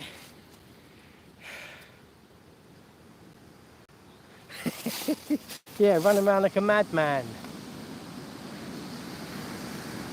Right, how's that? Tell me that looks right. Whee! That should be alright now. I think we're alright, you know. I think we're alright. Right, I just need to get them rods in now. Check them out. Right. Oh, knackered, man.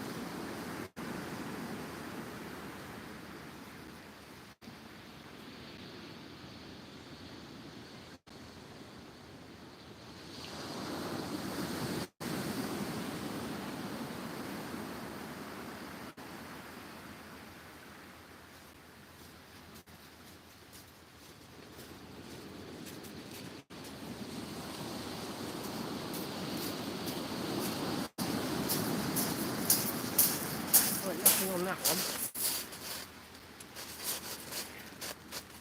I've got another rig down there to stick straight on.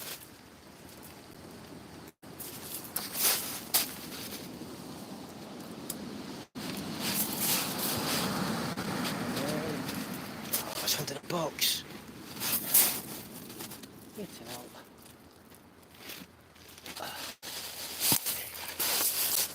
There we go. No, that's more ridiculous. Far too hectic.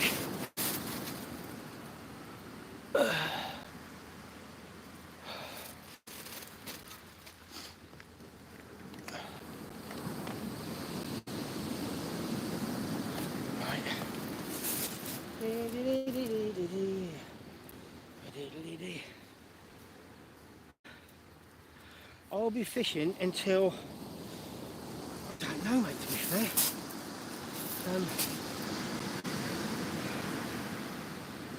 I'm knackered because I've been running about moving the bivvy. So let me just get my breath back. I don't know. I haven't really given it any thought. I've just come fishing. I think when something fails, that's not like I've got much faith in what I'm doing. It's just the lights and everything. That light that I've got down there at the moment is not very bright, but it's doing the job and it's charging while I'm using it, which is good. So that's encouraging. Now I've got that good headlamp shining on the rod tips. That rod tip is going a little bit better, I think. So let's give that a little second.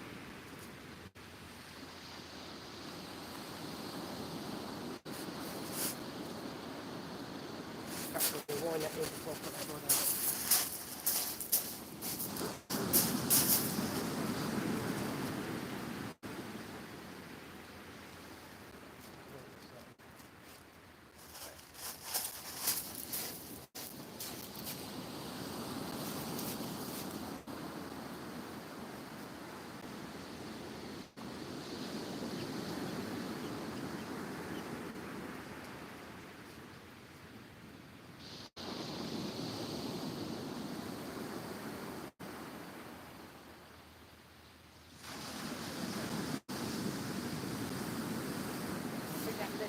Out, it's just down to the mouth.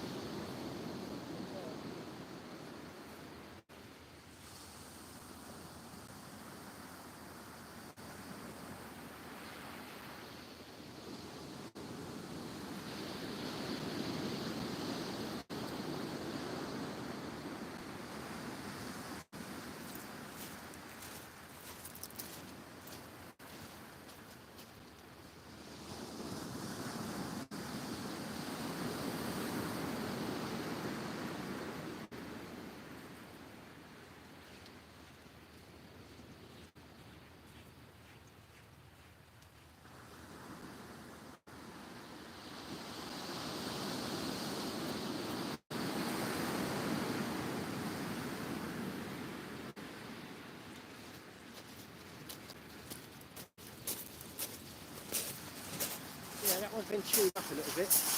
We'll change that one next, but I've got this one ready to go out.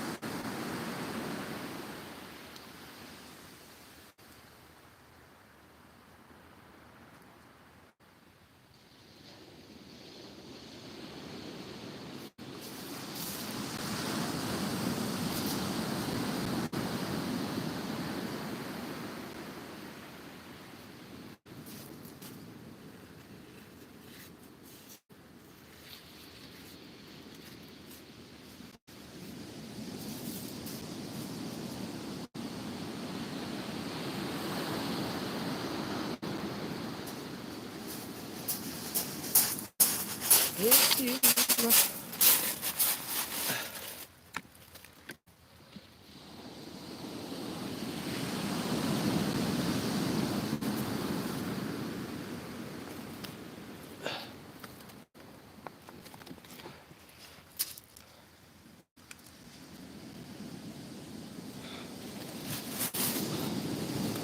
can't get the grippers gripping at the moment. I think it's focused now.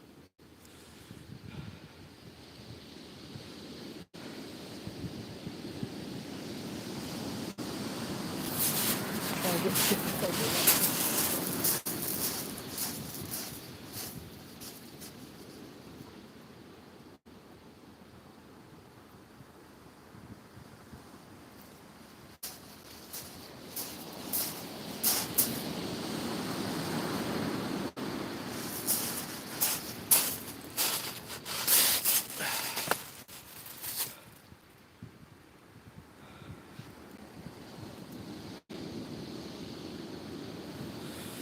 Yeah, sorry mate, I've had 2 dogfish and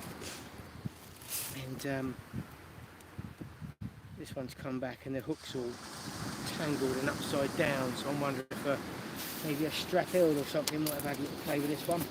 But I'm going to freshen up this one. I'll get this rod out because at the moment I'm only fishing with one rod out there.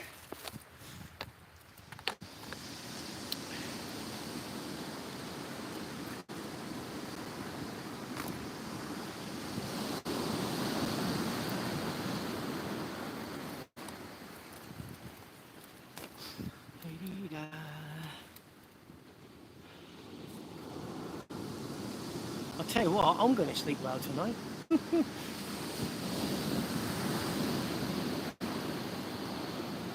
Yeah, Dangler, come on down, mate. Yeah, I'm not got any rush to get away, so if you want to come down and have a dangle, mate.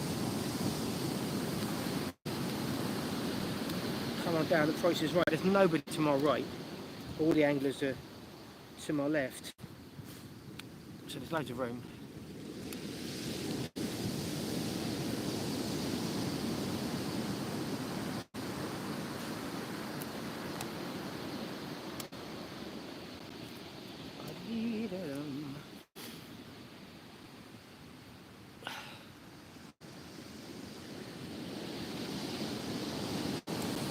So that was the kennel rig. And that one got a little bit chewed up. But I'm going to stick with it.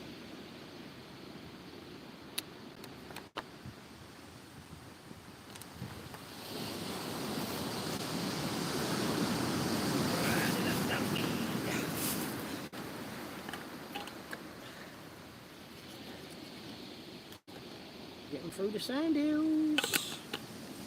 Thankfully I've got quite a bit of squid with me.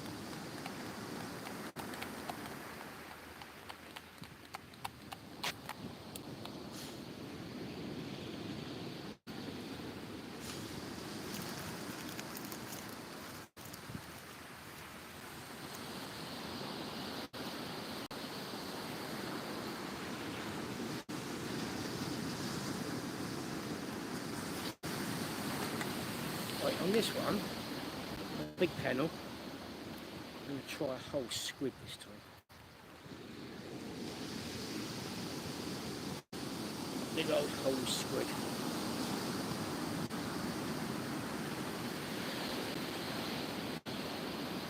Guts and all.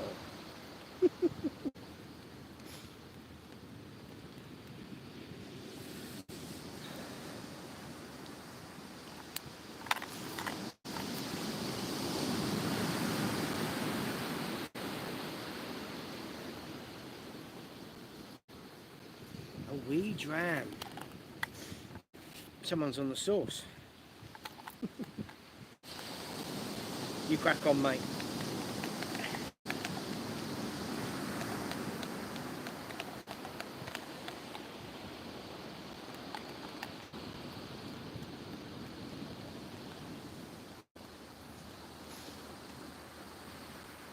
Yeah, so a whole squid on a big old panel.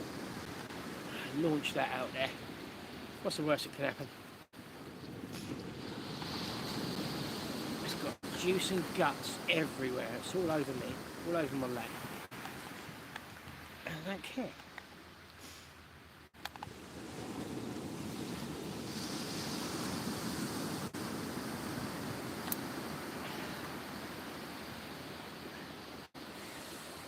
Do-do-do.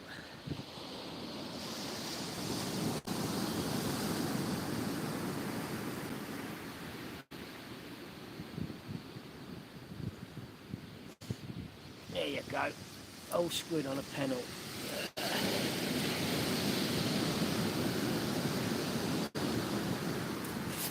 Get that out of there, eh?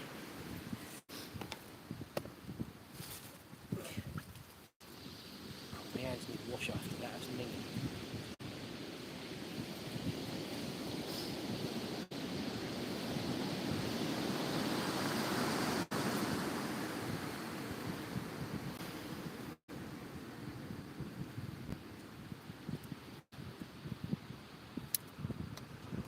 Right, just go and cast that out.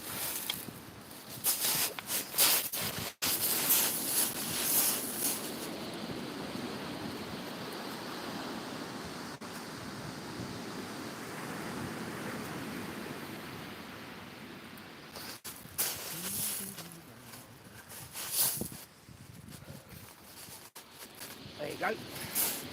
Whole squid on a panel. Chuck that out.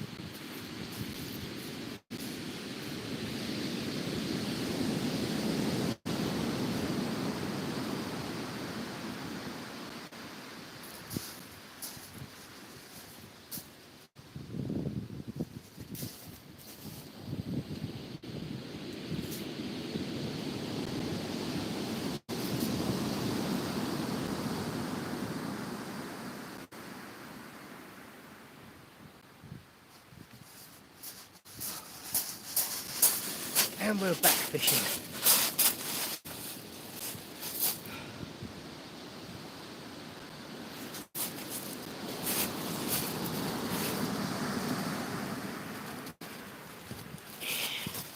Super duper. Right, glasses on.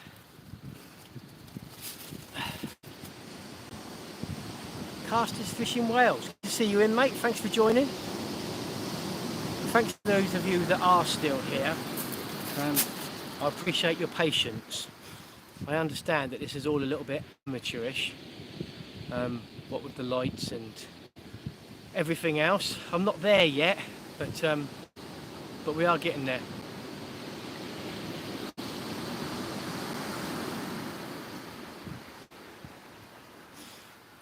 Yeah, down at Eastney Beach, casters.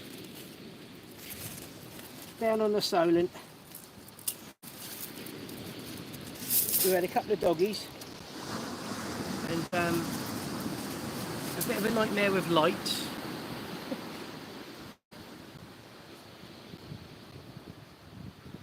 And a bit of a nightmare with the waves chasing me up the beach. But I think now, well, I'm in line with all the other anglers, so if I get wet, we're all getting wet.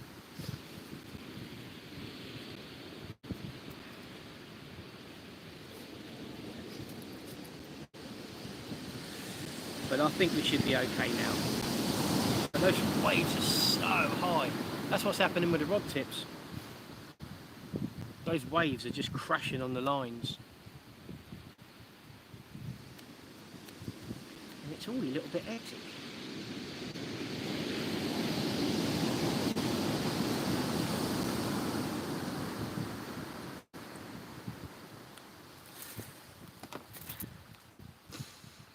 So is Dangler coming down, or usually does what he says he's going to do, doesn't he? Might have a bit of a cameo visit from the Dangler himself. The one and the only South Coast Dangler.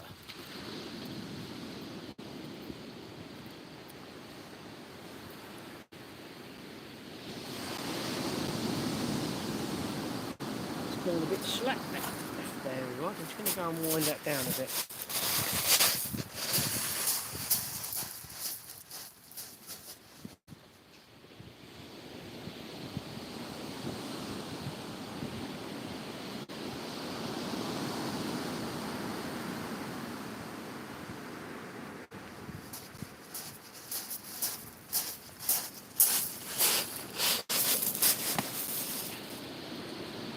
On sessions like this, I love using the bell.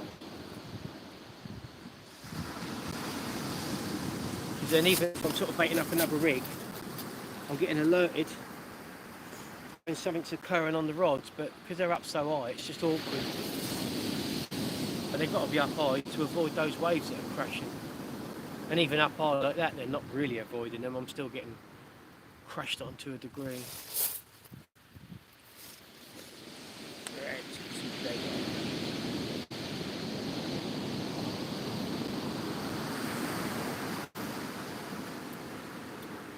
Spare rig done up ready.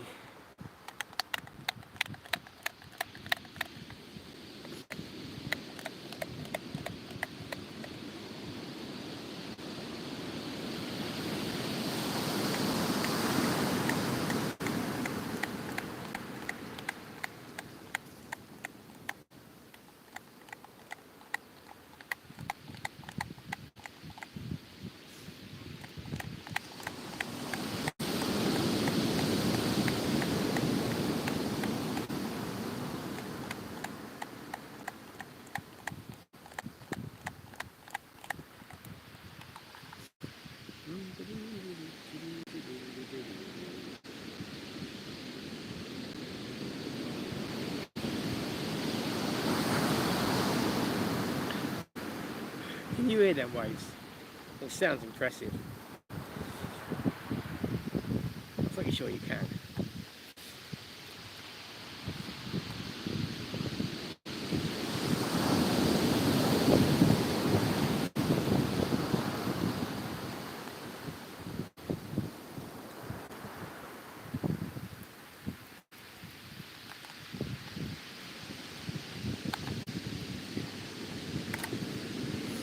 Right, so that's in the rig baited up, ready to go out. Oh, I need to keep an eye on them rod tips and stop messing around with rigs. It's difficult. I'm going to put up on that again.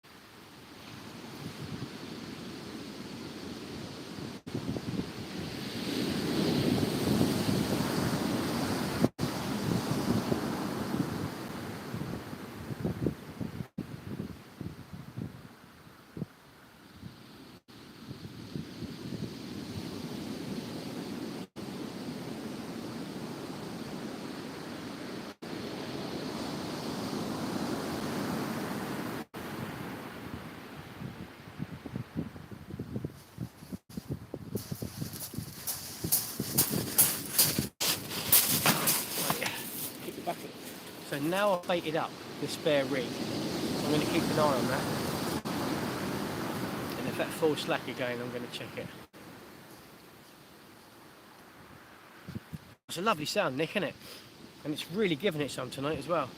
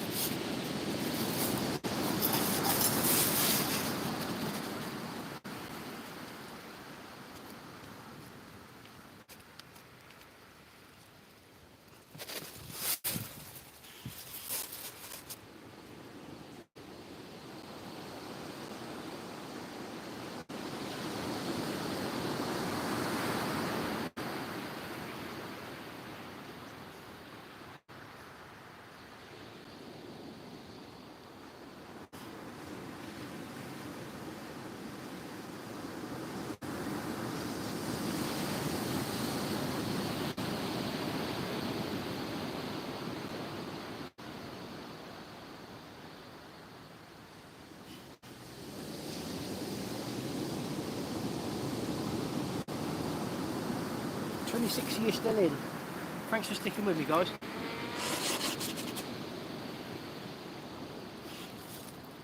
Good to have you on board.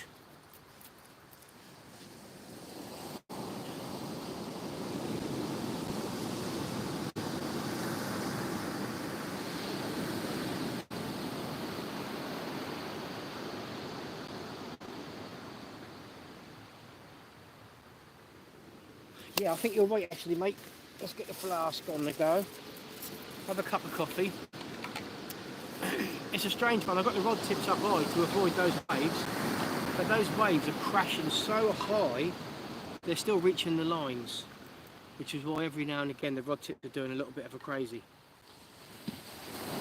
But I think if I can concentrate on them, I'll still be able to differentiate between the waves crashing on the lines and a fish.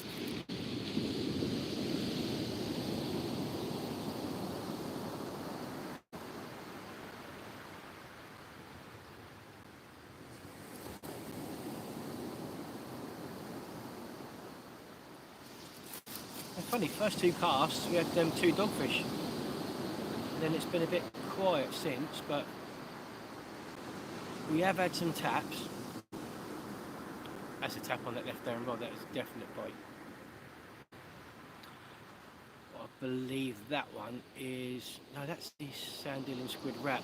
I think the whole squid's the one on the right hand side. That was a bit of a struggle. Go using that headlamp for the rod tips. That's much better. And it charges while it's plugged in and works while it's charging.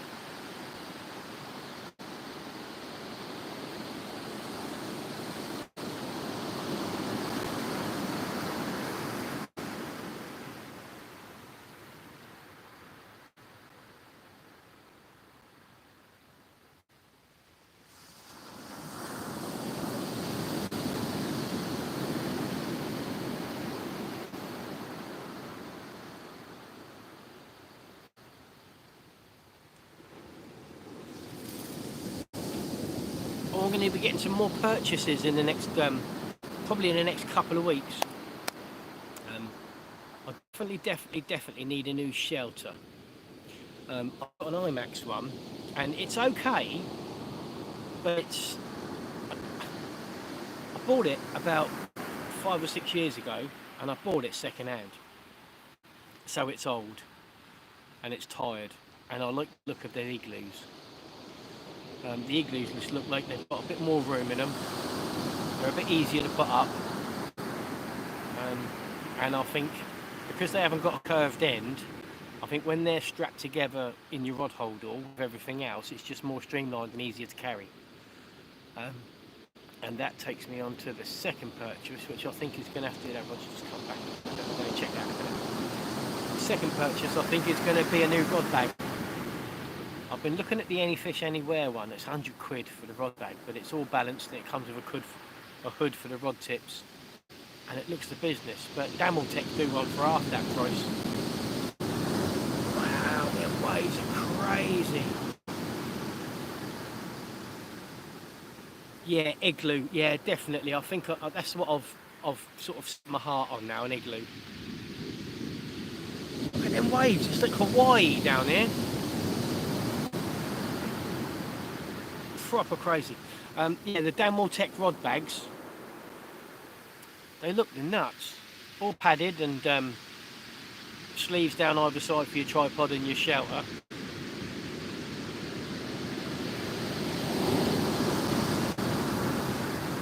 Yeah, completely slack that left down rod now.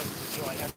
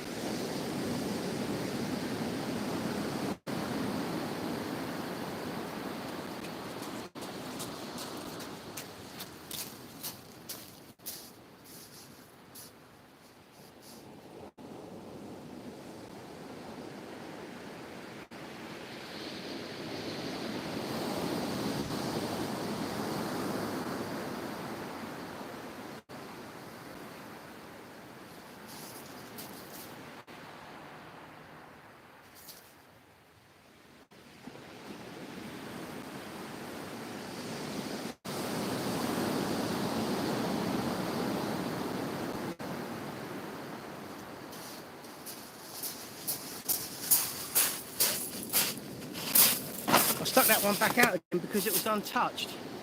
Completely untouched. It hadn't even been nibbled. We've gone fuzzy again, isn't it? Let's have a look. If I switch the camera, that seems to sort it out a little bit. Sorts it out. Yeah, good to see you in, like one man.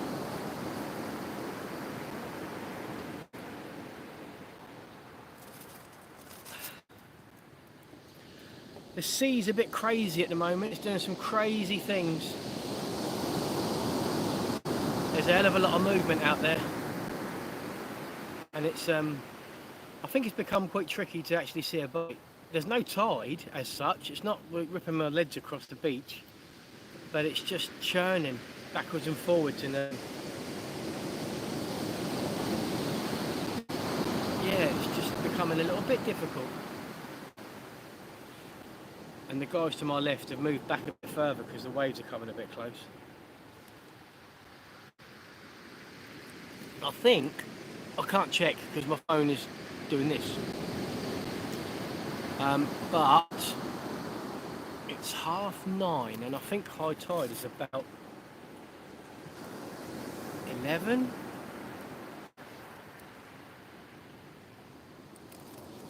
I don't know if anyone can check that for me. But I've got an hour and a half yet of the tide to come up. We might well be moving again. I hope not.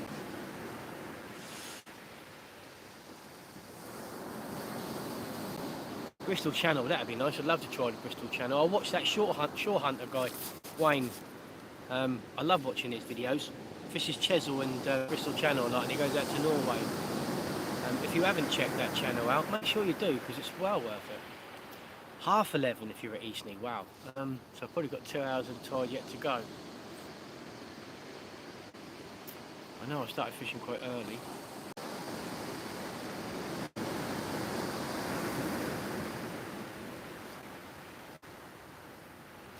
But we had a little buffer there. I think we're back.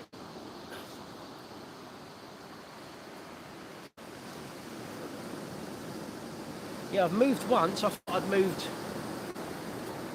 high enough, but it would seem not. We'll see. The water's still quite a long way down, but it's just those great big rollers when they come in. It's bringing the water up quite high.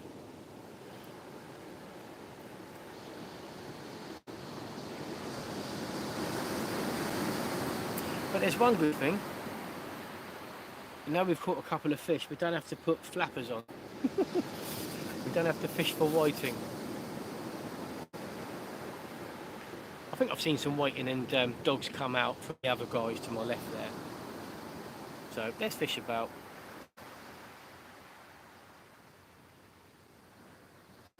But do rays like rough weather, rough seas? Or do they look at a little bit calm? I don't know. I think it's always been fairly calm when I've caught down here.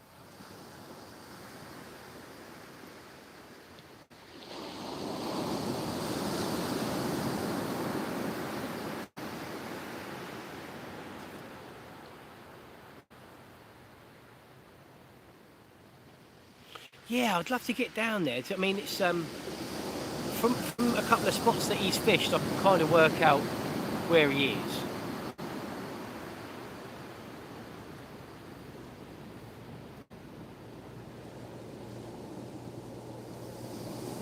Fair enough, yeah, that's all right then.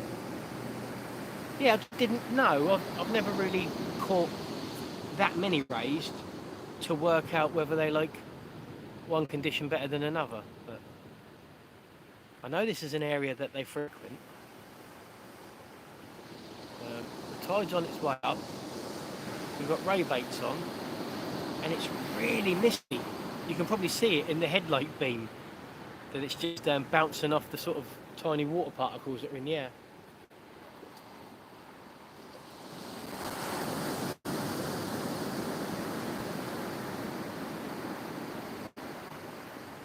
Oh wow. I've seen that monster bass, Nick. I've seen that one, mate. Yeah, absolutely fantastic. Yeah, I bet Wayne's a nice guy. So a lot of the YouTubers are. When you bump into them, they're all pretty friendly. I am.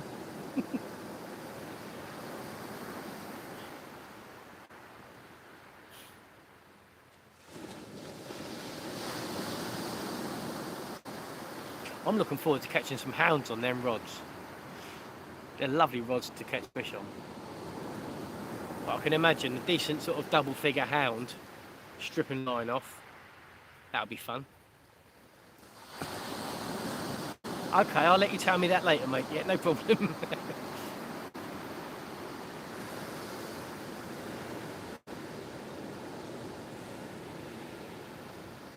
Yeah, the guy to my left has got an IMAX shouter, the same as mine, like the old-fashioned style one, probably the first orange and black IMAX shouter that came out. But the fella to his left has got one of those igloos, and they do look the business. So I think a new shouter, a new rod holdall, sort this light situation out, and then I think we'll be golden.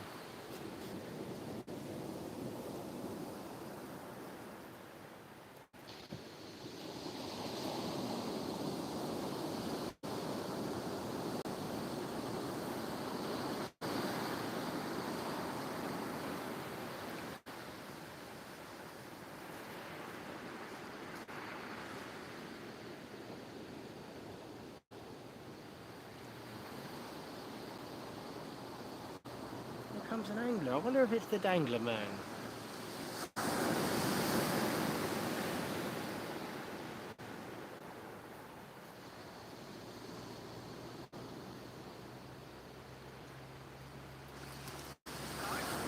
Dangles! Woo! The South Coast Dangler has just turned up. Hello, mate. Hello, mate. How are you? Good, you? Yeah, nice to see you. Go around there and say hello to everyone. Hello. There he is. How you doing? You alright? Yeah, all right, mate. Yeah, 2 dogs early, first couple of casts. And It's kicking up a bit, isn't it? been a bit quiet since, but it is kicking up a bit, and the rod tips are dancing. I've got them up fairly high, but them waves, when them waves are crashing, they're still catching the line. So it's all a bit crazy, but it's a good sea, so there's every chance something really good could be out there. I got a bit of work from the other day. Oh yeah?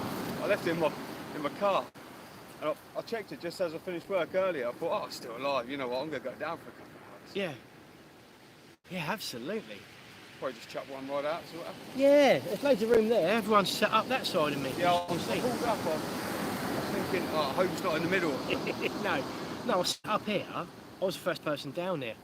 And then they all started descending, and the guy with the igloo set up, and I thought, he's a bit close, but fair enough. Do you know what I mean? All that beach, they're 10 miles that way and 10 miles that way. Yeah.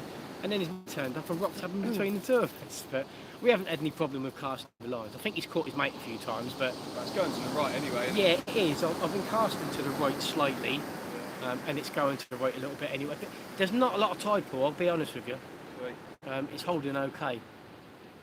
It's a bit of a swell out there, though, isn't there? Really is, mate. It's obviously It's churning just, that bottom up. It's cod weather. Yeah. Just a bit of left over, you know? Looks proper Shirley Bassey, doesn't it? Yeah. But yeah, we've we've had issue with lights. That one died on me. Oh. It didn't last very long. But then I didn't charge it when I got it. I just See, I used the charge. I've got the one above yours, Oh, is it bigger then? It is bigger, isn't it? Oh, that's different gravy, isn't it? I bought the wrong one. I bought the Babby one. I normally have it like on top of my sensors like that. Yeah. Because when you have it down Look at that, guys. That's how you're supposed to illuminate the rods. You'd have to give me the model number or something, the part number, and I'll get one of those.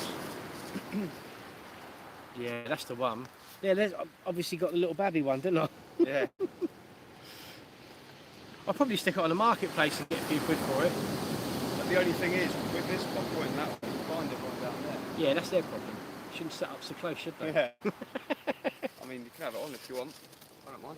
Yeah, if you're not sticking one on, mate, that'd be great. Then these boys can see. Yeah, these boys can see what's going on. Then that's just like night and day now. Yeah, there we go. You can proper see now. That little one down there don't really do a lot. No. That's why I upgraded to this one. But that one is practically the same as that. I was up, well, one up right here. It was 5 minutes down the road. I was like, oh crap. I left Lifetime my lights angler alone. said, Dan.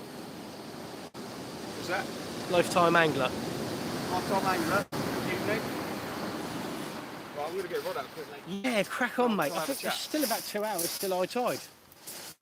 What time are you staying till? Probably high tide, maybe a little bit after. Cool.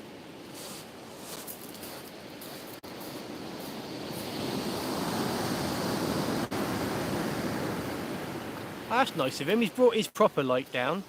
I saw his light and I went to Screwfix Direct like he told me to, and I got what I thought was the light that he's got. But my light is about half the size of his, which is why it didn't really illuminate the rods very well. And it's probably got a much bigger battery in it as well, so it'll last longer. So there you go, lesson learnt.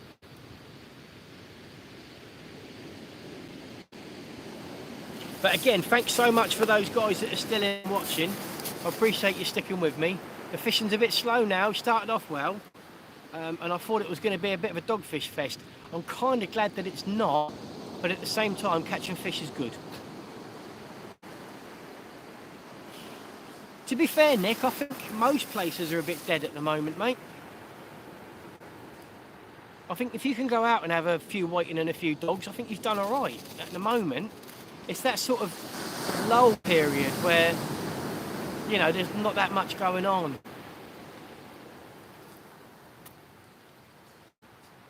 I could fish down at Brighton and have a go for the plate. I really want to, but I don't get many day times to myself. It's mainly evenings.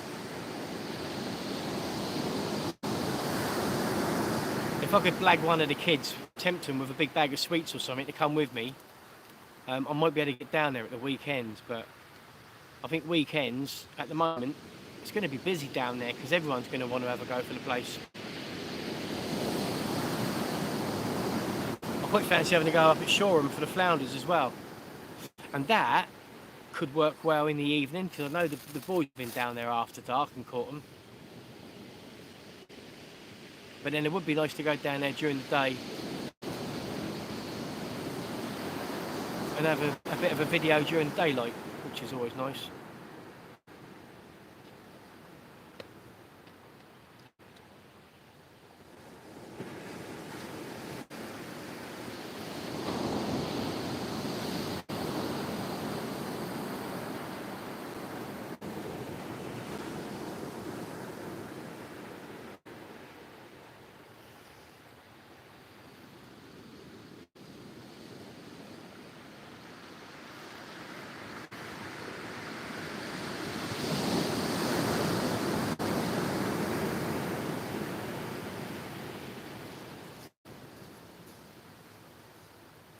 See, when I get them taps when the waves crash, then I'll put it down to the waves crashing on the line.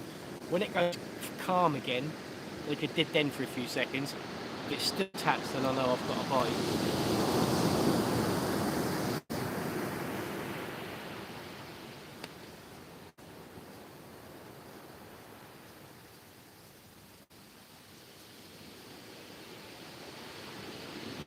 I don't know if you can see that under the tripod. The water's coming up a bit close.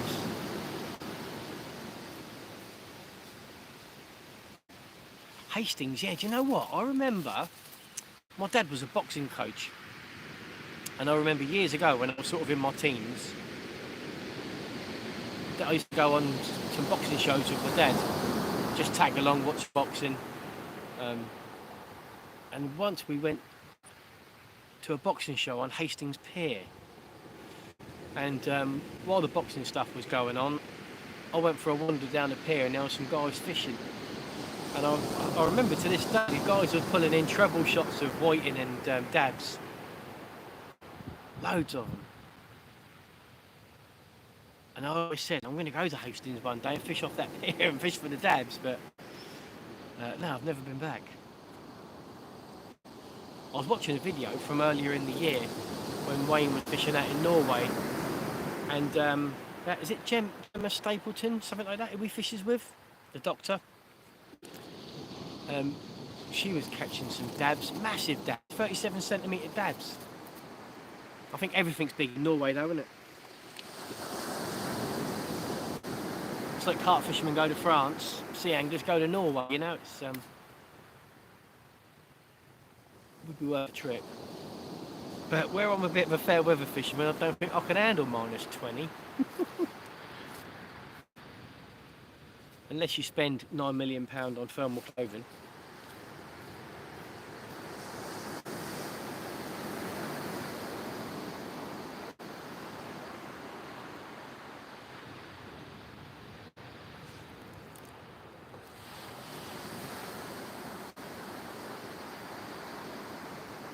Yeah, Hastings isn't too far away either, is it? I don't think so, not from here.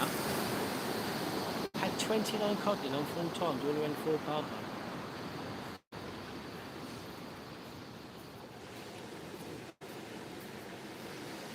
Wow, that's some going. Yeah, I think I'd love to be up sort of where the Humber is, or you know, up on the north coast where they catch cod regularly.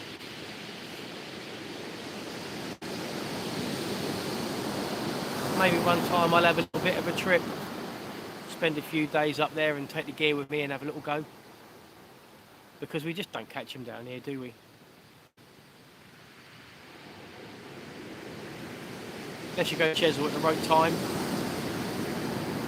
But I've watched so many of Wayne's videos fishing on Chesil, and the codling are few far between down there. I'm in. He's fishing. Yeah. Then waves again. I've moved once. And waves come on. Where are you? Yeah, I've moved once and it looks like I might have to move again. I don't know. It's really hazy as well. Yeah, it's really misty. You can see it in the headlight beam. It's weird. It's really warm. Yeah, years ago the codlin were plentiful, weren't they? Everywhere really, but yeah, not so much now. Just saying, it'd be nice to have a few days up on the Humber or something like that, up on the north coast where they catch the cod. They catch cod up there like whiting, don't they? Yeah, absolutely, yes. Go somewhere where they catch loads of cod. Get a bed and breakfast for a couple of days, sort of thing. You know, fish the nights, sleep during the day. All the people on the north coast come down here to catch whiting. Yeah, and place. Yeah. I remember when I was up Brighton one day, there's a couple of lads that came down from Wales to fish for the place. in Really? Brighton. Yeah, they do. Places like Brighton, where they get loads of place, a lot of people come down. Yeah. Like Fish Hunter, they're down in Kent, but they'll come down to Brighton for the place. Oh, you say that. When me and Matt went down, we was down there when Fish was down there, we went and said hello. Yeah. And he said it only took him just over an hour. Oh, really? So it's exactly the same as coming from here. From the other way, yeah, same sort of distance. But a lot of people travel down this way for the smooth hounds as well. Yeah.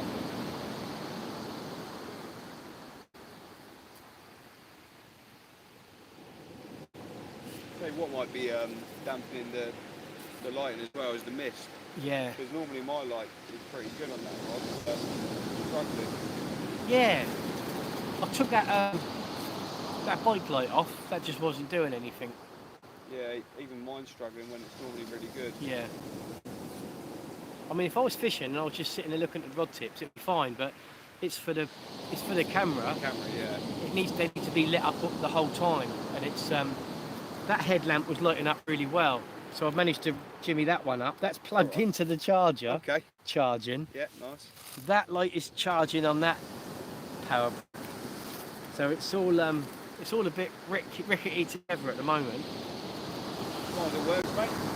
Yeah, it's working. We're back on 19 minutes on the stream. So I think we've had. I think when it buffers, it sort of starts a timer again, doesn't it? Yeah. We had an hour, it buffered, it started again. We had over an hour, it's buffered, and now we're on 20 minutes since the last buffer. But at least it's worked this time. Last time it just cut out altogether and wouldn't start again. So, and we've got 24 in watching. So thanks again for everyone watching. Hopefully we can show something in a minute. The fishing's a little bit slow. I have got all the eggs in one basket. I have got sort of 5-0 hooks out there and massive baits on. But we have managed to dogfish so far. Different with the worms, small worms. Yeah, if you can catch something and we can show them something. I've got a wrap of black lug there. I thought if I struggle, I can put a flapper out and see if we can catch a dabber or whiting. But yeah, that's what I thought. I'll pop down. I was going to pop into the harbour and see if we can catch a pompey flounder, but yeah, before you down, I'll come to the yeah, come and have a soch. I said to Matt when I finished work, I said, I'm going to go fishing. So I went, nah, you're not. Yeah, right. Finished work, it's lovely and warm. Yeah. No wind. I haven't seen Matt in. Is he? I suppose he's having cuddles, is he? Probably, yeah. Yeah, that when you got the tub or something. Yeah, them waves are quite fierce, aren't they? Look at that. Yeah. I said earlier, it's like Hawaii down here. But it is affecting the rod tips. They are bouncing around a bit. Bournemouth the other day. It was horrible up there. Was it? Well, it wasn't horrible. It was nice where he was. He was out the wind, but I had one white and I had one little back. Normally, it should fish really well up there. Yeah. Did you do a video or what? You gonna put something out? I've probably got enough to put out, but I don't know. We'll see. Might keep it as a backup video. Yeah, a little bit of an update maybe. I just want one of them to, because I've got some big baits on, I just want one of them to arch over. Still got 3 months of light on that. Has it? Yeah, that's what I was just saying as well. Because it's a much bigger light, it's probably got a bigger battery in it as well. I mean, that's only on the second set. Is it? And that lasts about 6-7 hours. Does it? Yeah. Right, perfect. But that's all you need. I think the average stream's about 4 or 5 hours, isn't it? Yeah. So. I mean, if you can get the light up higher as well, Yeah. you get a lot more from it. I normally put it on top of my bin. Stick it on a, yeah, maybe an upside down bucket. A bit close to the rods, that could work. I'll definitely need to get that one though. How much was that one? I think this one was about 25 quid. See, that was 20. I should have paid the extra 5 and got the bigger one. Yeah, so you got that one and this one. Yeah. See, they didn't have them out. It's you got to go through the catalogue. Yeah. Yeah. And as soon as I stumbled across that one, I said, yeah, that one, that will do. That must be the one. Yeah. Got the wrong one. They do look the same, but... Yeah.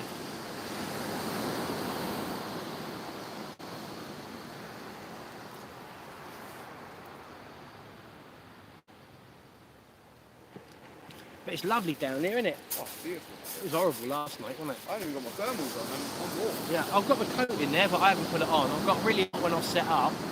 Took the coat off and I haven't thought about putting it back on again. I normally wear my thermal onesie, but don't need it. No. I looked at the temperature in the car, it's 9.5 degrees. Is it really? Yeah. For January, that's top notch. Yeah. Can't go wrong there.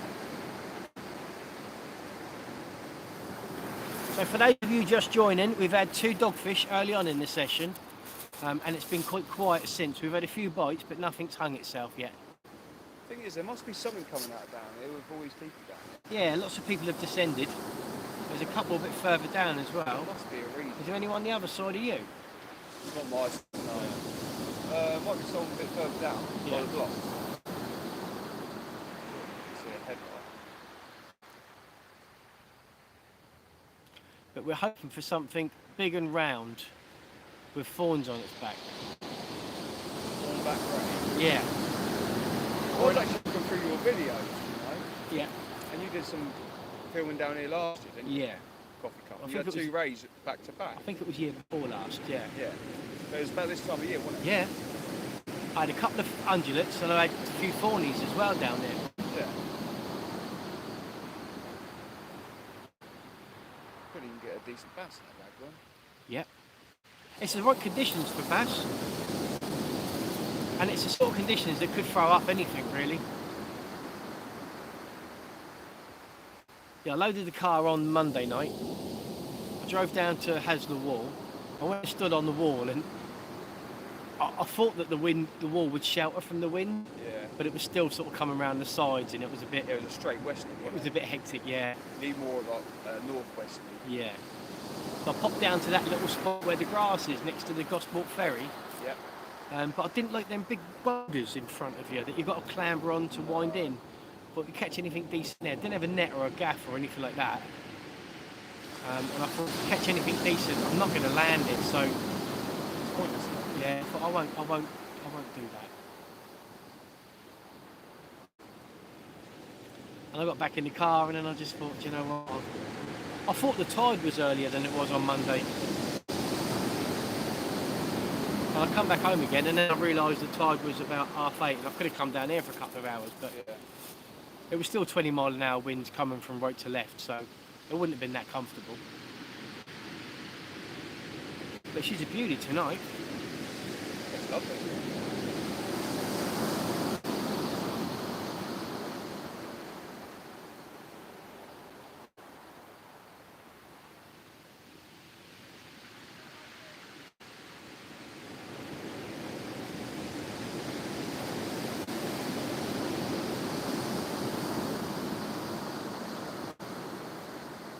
Yeah, it's really misty, isn't it? Scary, spooky. It is spooky, actually. It's eerie. If you're Yeah. down here on your own, it would be quite eerie.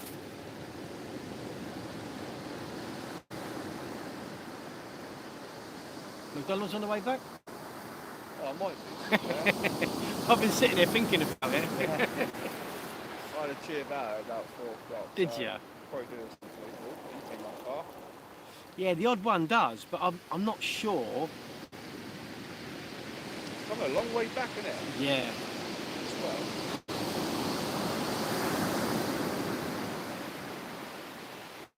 They've got a sandhill and squid wrap on the left-hand rod, and I've got a whole squid on the right-hand rod.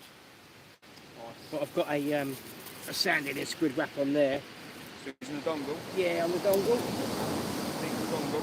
Yeah, the 2 dogs I had were hooked beautifully. I just like popped the hooks out. Yeah. Yeah, just don't get them deep hooked. But obviously the jury's still out because I've only just like started using them the last couple of sessions. But I'm going to give them a go for the smooth amp this year. Yeah, definitely. I think it. The thing is, I was thinking about it today. That is Mr. Dangler. Jack Dangler just said hi. Oi, oi, dangler. I was thinking about it today. I usually use hardback crabs, Yeah. and it's going to be a bit tricky using a dongle with a hardback crab. I think Yeah. it's suited better to peeler crab. To be fair, I should stick with what I know because I normally do pretty well on the hound. So Yeah, I normally just use a 3 or 4 oak crabbit, pops and roll. yeah, and then strap it to the back of it. Yeah. Yeah. Yeah, if it works, don't you know. Yeah, true. He said, "Oi, oi, Dangler." Oi, oi. I do like using prawns though as well, so maybe Yeah. I'll have one rod with a dongle rig with a prawn and one with what I normally do. Yeah, I've been stockpiling them at Tesco's. Whenever I reduce them, Yeah. I've been bringing them home and bunging them in the freezer, and I got about Oh, 8 packets. well, that came dangerously close, that one. That is close, isn't it? I'm going to move my gear back just in case. I don't want to move again, but I've got a feeling I might have to.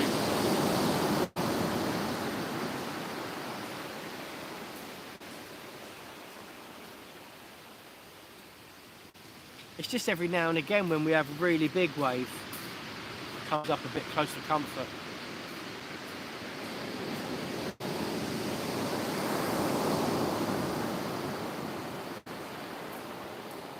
Yeah, I'll have a play with it. I'm not going to rule it out, definitely.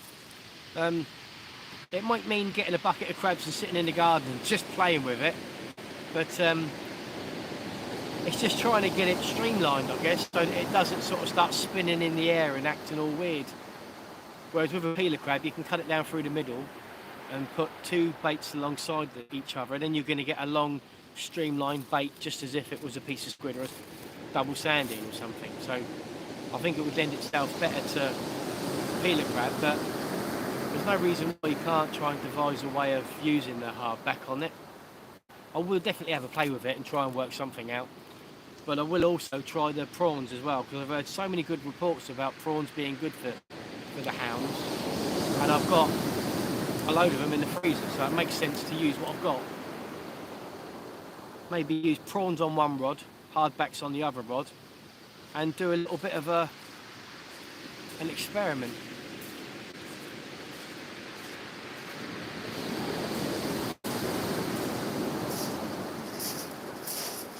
Oi, oi. Have you seen them pulling anything out down there? Or? I've seen the dogfish get caught, and I've seen 1 or 2 whiting as well. Yeah. But to be honest, I haven't been concentrating on them because I've been sorting the rods out. I've been chatting with the chap, and I've been playing around with lights and trying to get things to work. So it's been a bit hectic, and I've moved the camp as well once already. I think I would have been underwater if I'd stayed down there. Yeah. I'm not looking forward to having to move again if I do, but there's a bit of a hump down there. I think it might come around under the rods, but I don't think it'll reach. Yeah, I don't think it'll reach me where I am here. 27 of you watching. Thank you very much, guys. And 47 likes. Legendary.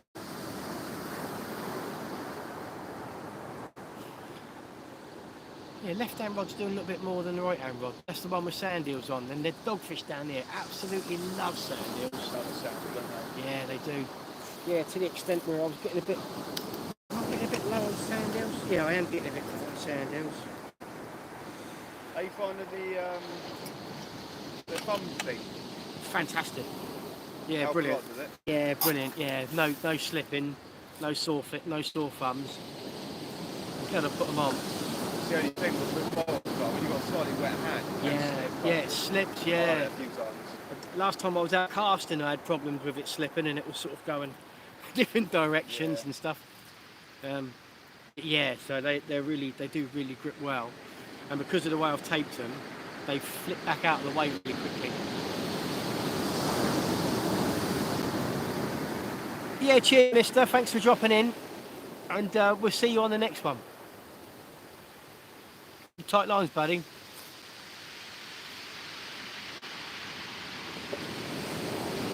Yeah, I've run out of oxo, mate, so I've got myself a flask of coffee tonight.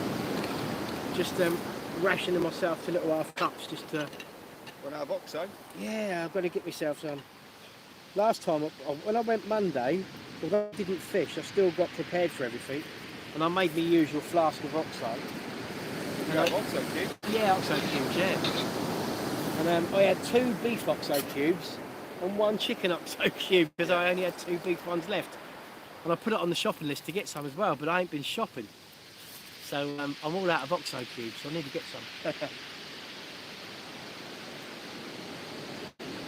I'm going to bring my stove, obviously because I do the carp fishing, I've got all the stove and everything. And the ridge monkey and that. I can make some cheese and ham toasties while I'm on the bank, so I might start doing that while I'm out fishing. I loved using my cooker the other day. Yeah, it was enjoyable to watch, and It's just nice to have a bit of take to eat. it's sociable, it's nice. Yeah. At the time I thought I've got to have some ketchup in there though, Dan. I know. We forgot the milk and the ketchup. Yeah, milk's the killer. So we've taken black tea, dry burgers. Tell Dangler I have some motocross inner tube he's going to give you for your thumb guard.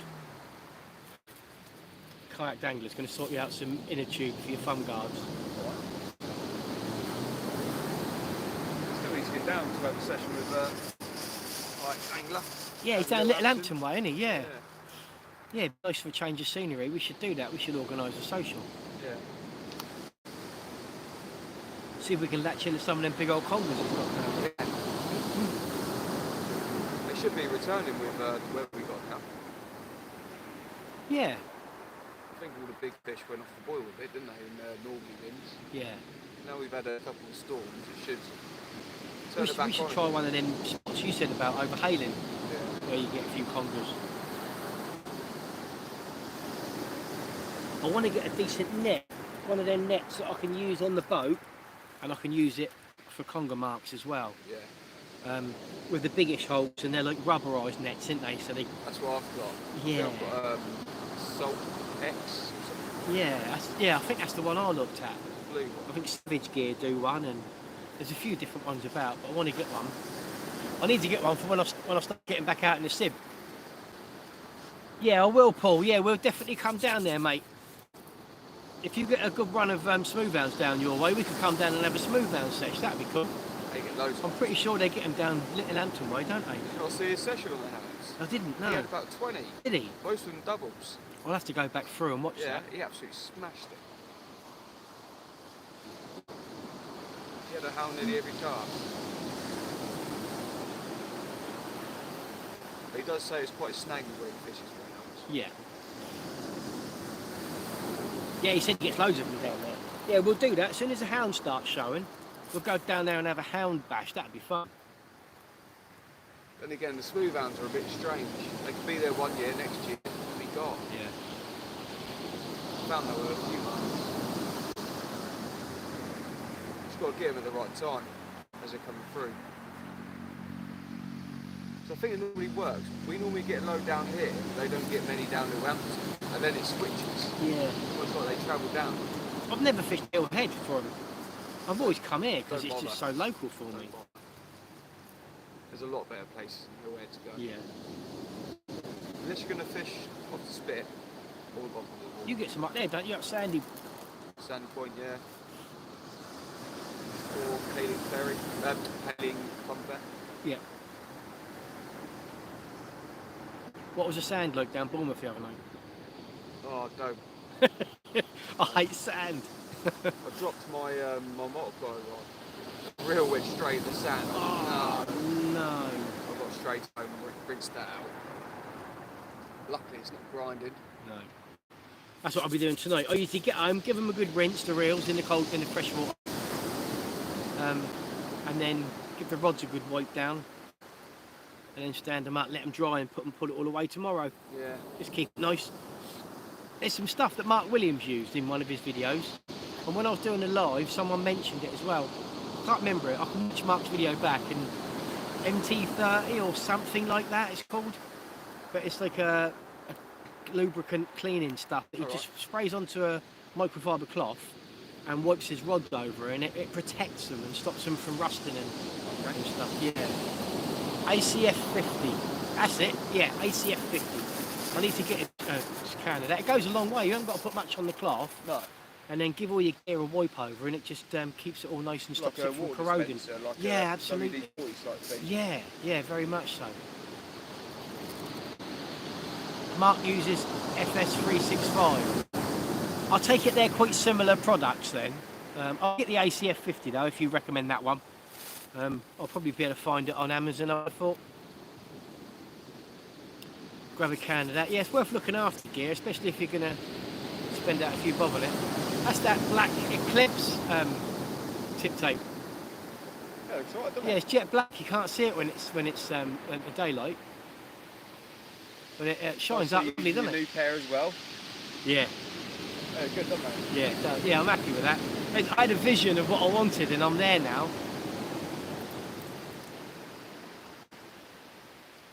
Yeah, silicone spray. Yeah, just something so it leaves a little bit of a coating on there and just stops any salt and that just from corroding around the ring arms and stuff.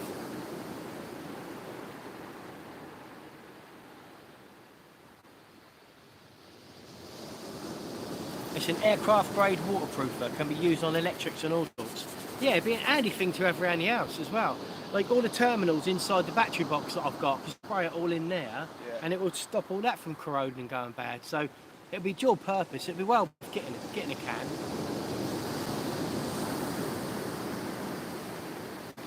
I'm half tempted to put a flapper out, Dan. Save the blank. I I don't think I've had anything on mine yet, though. Yeah, no, I've got the blank out of the way, but Oh yeah, you've got. Tell you what, the whiting have been really filling the ground this year. yeah, there's Very not been loads of whiting, has there? The ones that are around at the moment are really small. Yeah. Like, literally the ones at Brighton were about this size. Right. I took about 10 home. They're in the freezer for Conga bait. So I thought about like catching a small whiting. I've got some of them live bait sliders Yeah. and putting a live bait out, a live whiting out there, but I'm just not sure if there's anything out there at the moment that would eat a whiting. I mean, there's always a chance. There's always a chance, but if I'd heard of a few bass being caught, then I'd probably jump on it straight away. But I think we're going to be alright with them waves. I don't think I'm going to have to move again. Try side. I think someone said half 11. 10 past 10. Yeah, sounds like good stuff. I'm definitely going to get some. I'll probably have a look on Amazon tonight when I get home and have a look and see if I can get some in my armoury.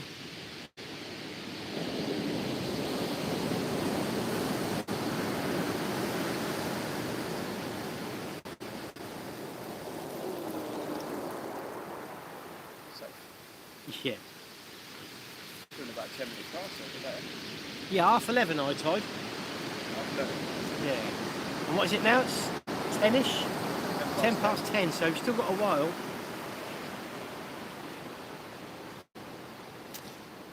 Yeah, I think it's going to be touch and go whether I have to run for it.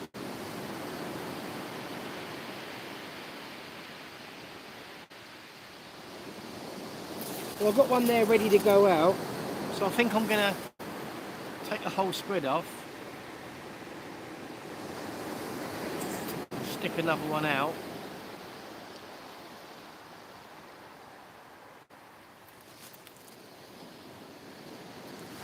Yeah, I think you're right, Paul. I think it's on the cards. I don't want to, but that water's getting dangerously close. I've moved once, and It's about 10 foot away. yeah, it is about 10 foot away. And when the big ones come, I mean, normally it's plenty far away enough, but You've got a big rolling swell out there. Though. yeah, it is a big rolling So is that swell. one. No.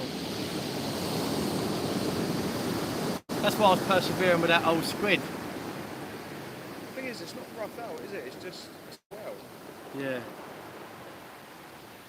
Yeah, the guys can see the water coming up just underneath the rods.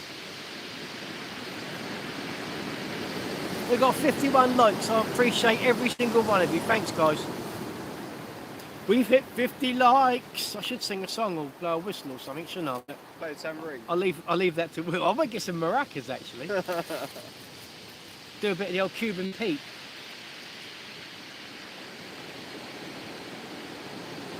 Yeah, in the headlamp beam you can see the mist coming in off the sea, can't you? Yeah.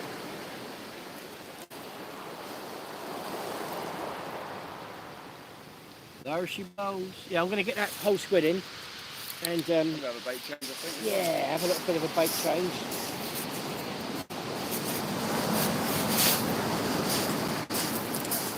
Oh man, I've been sat down too long.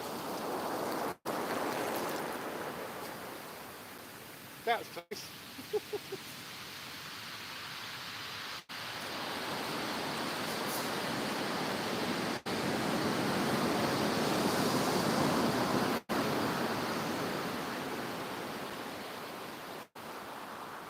That was the rod. Hey? That was the rod wrestler.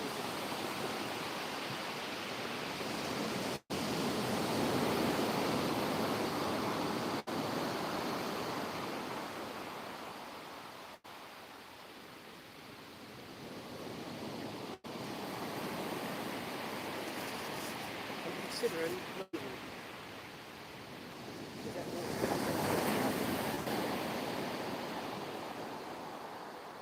And it's still got another hour and 20 minutes of time. What you got? Double shot of waiting. That's you sorted then, you can go home now.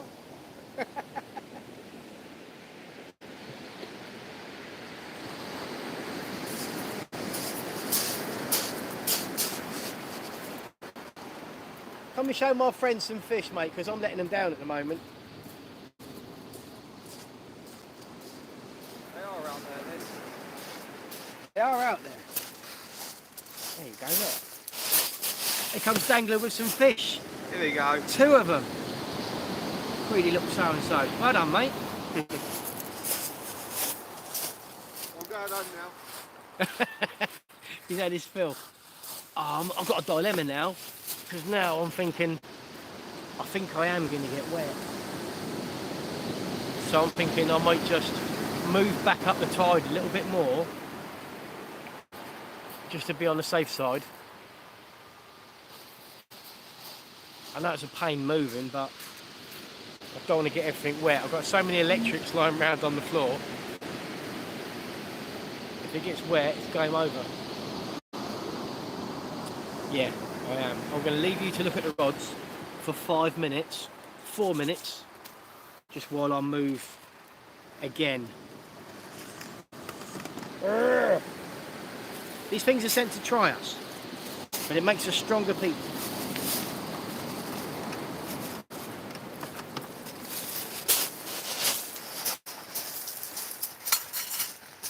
It should be alright, shouldn't it?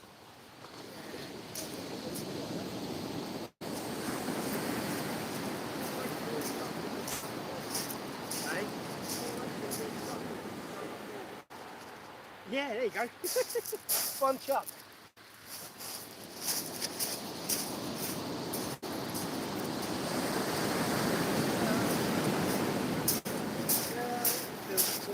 You better watch out. Good feel, but it's about.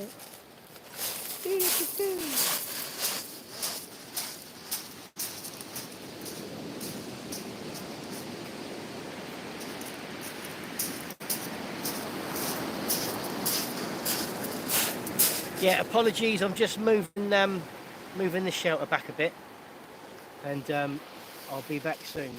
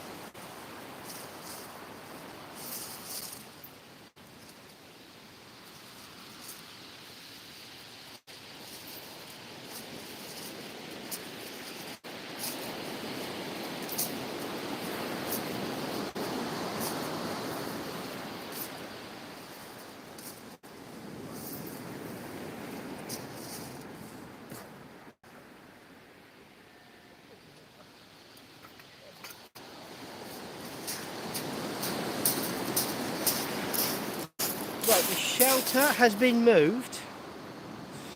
Just got to get everything inside of it then. Move you guys, move the rods back, and we're golden. 2 more minutes.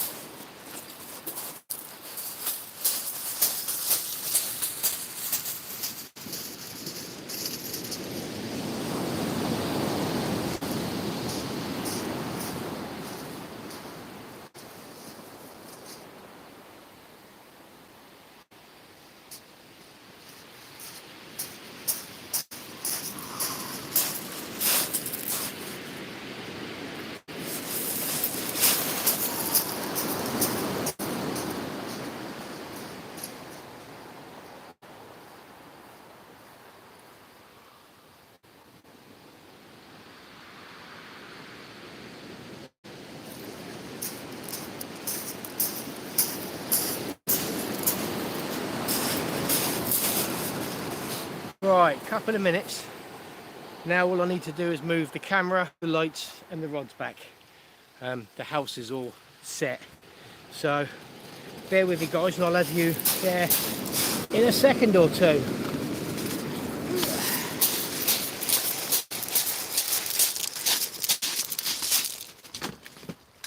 There we go. Right, get you in position. Get the rods over.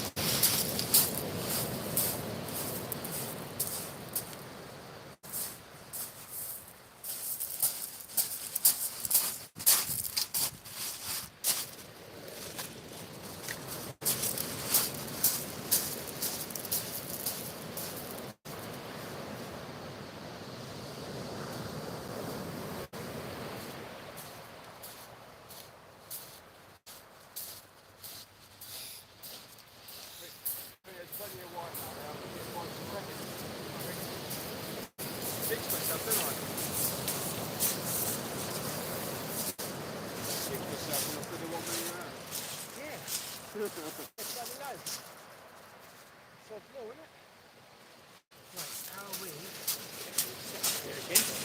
2 minutes guys, I'll have you back.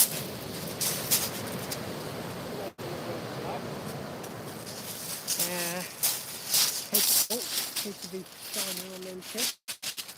That looks pretty good, doesn't it? And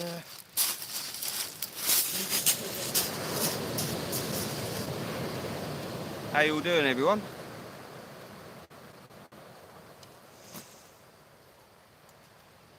I'm in the hot seat.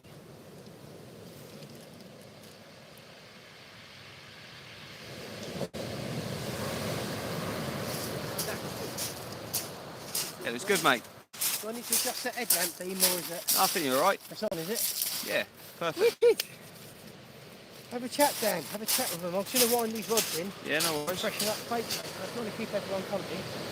That would be fantastic. No worries. I think there's a few whiting out there. How you doing, Lifetime?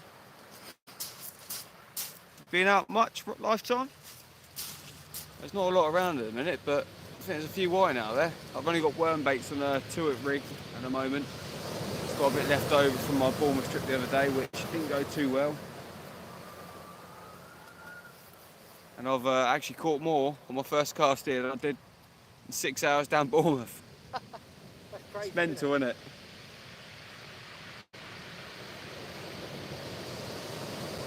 I don't think we was doing anything wrong because the guy next to us was Tom Bagnall from Christchurch Angling, and he only had one little bass, I think, so I wouldn't do anything wrong.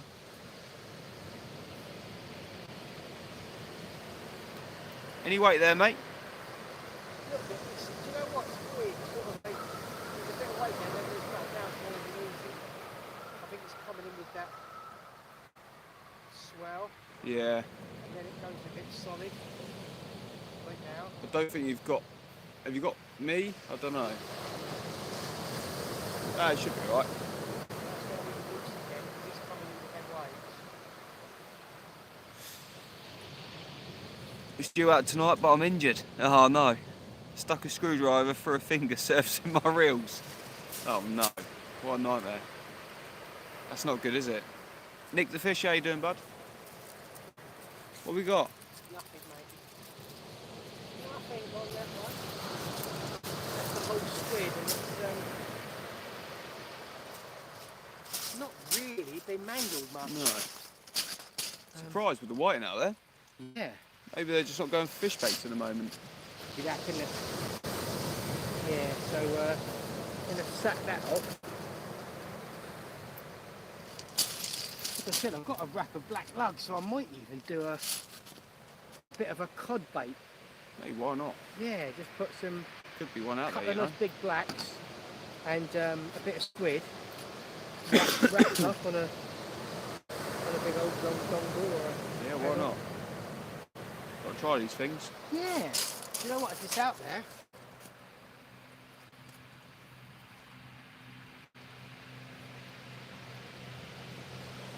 there's a little tool that you can get now, Spoolie can do it at the fields, and it's like a double baited needle. Yeah. Your dongle sits on it, Yeah. and then sits parallel with the two needles. All right. It makes it easy for you to bait up with the dongle. Oh, nice. And you can get these little discs as well that go in. I've seen those, yeah. Yeah. They called like the Spongle or something. Yeah. Something like that. Spoolie good? Yeah, from Spoonigan, yeah, Yeah. they make them.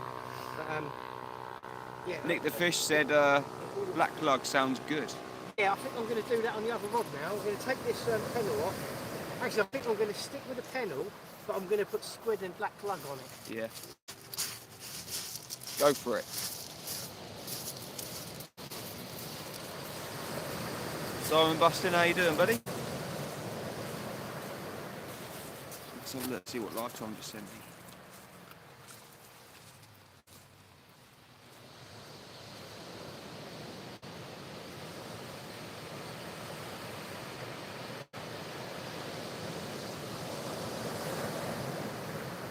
Oh, nasty. Nasty cut.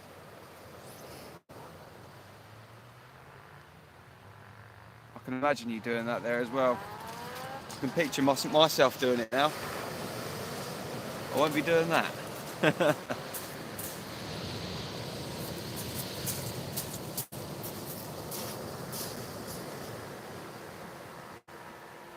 Show Stu when he comes back.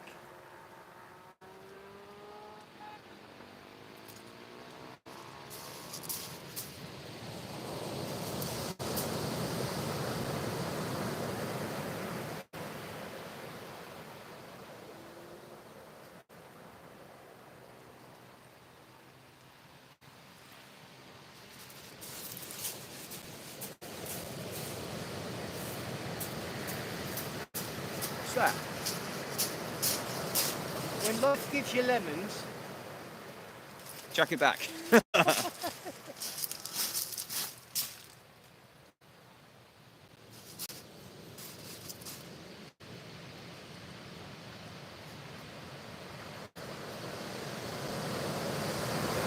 thought when you picked that up then it was a monster limpet or something.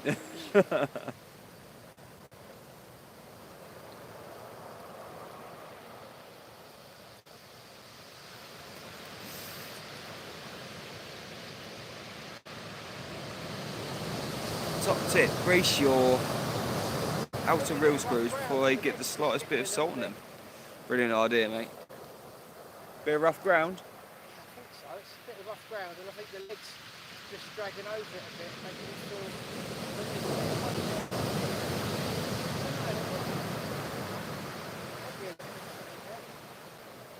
Maybe a dag.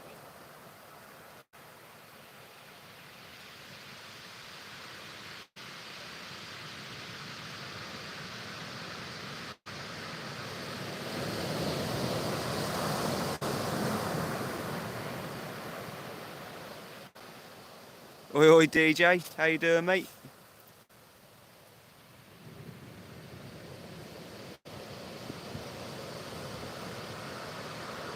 Popped down here on an off chance tonight, so I had a bit of a worm in the back of my car, which needed using up, so I'll come and use it. Them waves are giving you a bit of a fight. Yeah. Had a bit of weight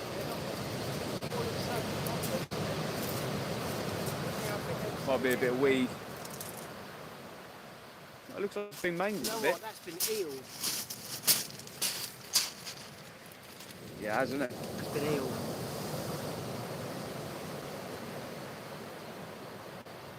Yeah, Is it? it's been Yeah, maybe. tangled. Right, let's try and put some kind of a funky bait together. Just going to grab that there, Mr. Dad. No worries. Do you want your seat? I've got it. Now you're. Right. Yeah, I'm just going to knock something up. Yeah, this is the picture that Lifetime just sent me of his finger. Oh, He- that looks painful. He done that. He had a flattened off screw on his reel, trying to service it, and the screwdriver slipped. Yeah, that's going to smart a bit. Yeah. Did you say DJ was in? Yeah, DJ's in there. Welcome in, DJ, mate. Thank you for joining. DJ, I came down, chucked the rod out, and I had 2 whiting straight away. So I caught more than I did down Bournemouth in about 6 hours. DJ said, "Hi Stu, mate." Good to see you there, buddy. I think Stu's had a couple of Couple of dogs. dogs. Are they fresh blacks, are they, or frozen? No, they're frozen ducks, yeah. They're frozen, are they? Yeah. Tell you what, mate, They're quite nice, aren't they? they're decent frozen. Normally they're really soggy. Where'd you get them from? They're from Poshamanga. They're not bad then. Could do myself some of them. Quite big, aren't they? Yeah. Yeah, when he had some in last, I got a couple of packets and just popped them in the freezer just so that they're there, you know? Nice. And Nicole's in the house. Good evening, Andy mate. Cole, good to see you there, mate. Grab that towel. Time of year now, it's the changeover period, yeah. Difficult couple of months coming up It's going to be, I think, mate. I think it's going to be until the nice, weather warms up at nice least. to get out fishing, but at the same time, I think it's going to be fairly tough going. Yeah. If you get a decent fish, it's a bonus, isn't it? Yeah, the thing is, I think if we make the most of it, you know, go out and enjoy your sessions, know that it's going to be a bit tricky, then it's not going to come as too much of a shock. Is it? I think what I'm going to do is I'm going to stop travelling because it seems like a waste of time. Yeah. Putting all the effort in, spending all this money going nice places that should produce fish, and it's just not. We've got fuel.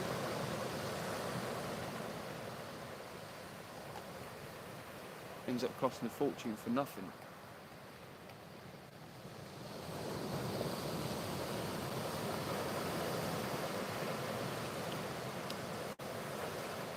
Probably have another session up the Ada soon, to be fair. Yeah, I'd like to come with you actually, Yeah. because I don't know the spot, and it'd be good to have a social up there anyway. Yeah. And have a go at them flounders, because it seems like quite a few there. And I haven't caught a flounder for years. I think I've got a video on my channel catching a flounder around at Fareham Creek, and it was from about 6 years ago. Was it? Yeah. I think you probably get the flounders up the Ada all year round, to be fair. Yeah. So I can't imagine they travel far. You've probably got more chance of catching this time of year because there's less crabs. Yeah, that's the good thing about it. It's the crabs they've gone down, haven't they, now? I don't think I caught one crab on it when I was up there, to be fair. So no, No. that's always a relief, isn't it? I did have little pop-ups in the rig though, so that might have helped. Yeah.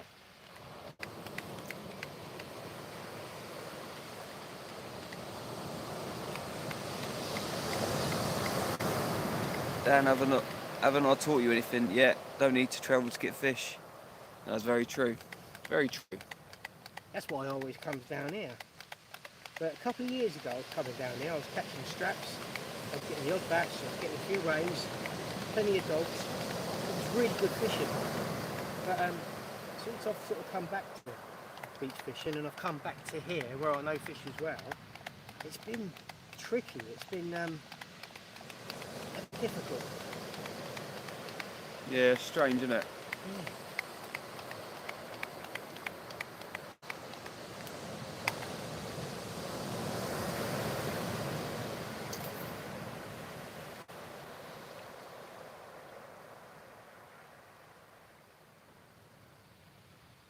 How's that?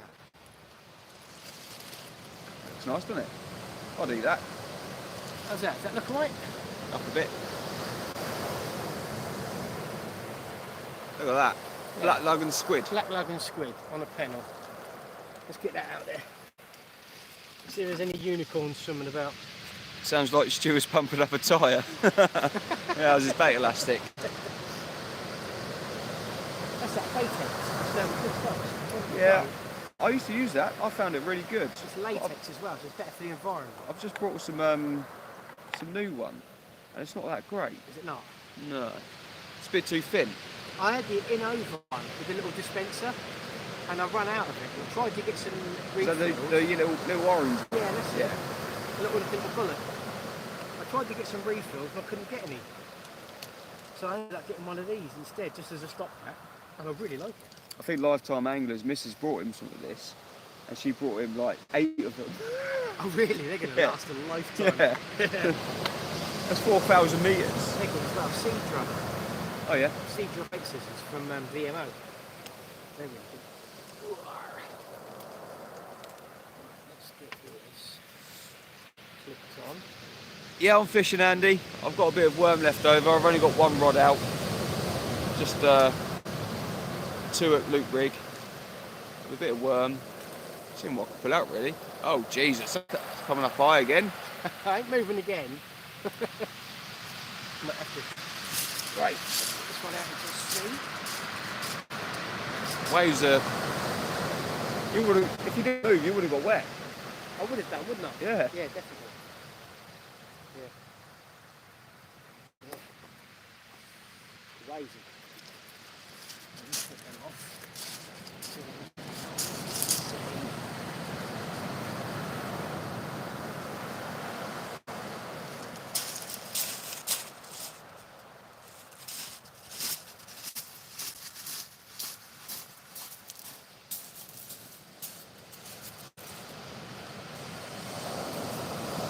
I think I might have a fish on my rod.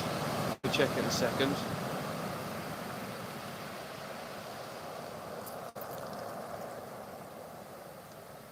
Definitely looked like it did something then. It's pulling down, popping up.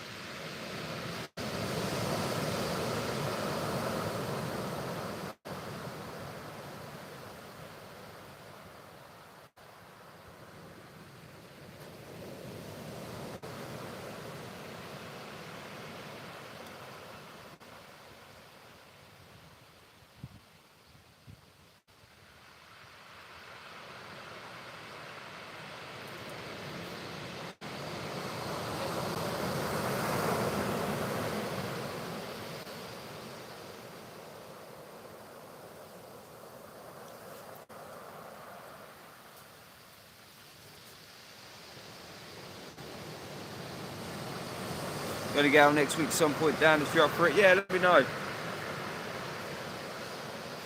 I'm doing something next week, I'm sure. I think me and Matt might be doing some Monday daytime.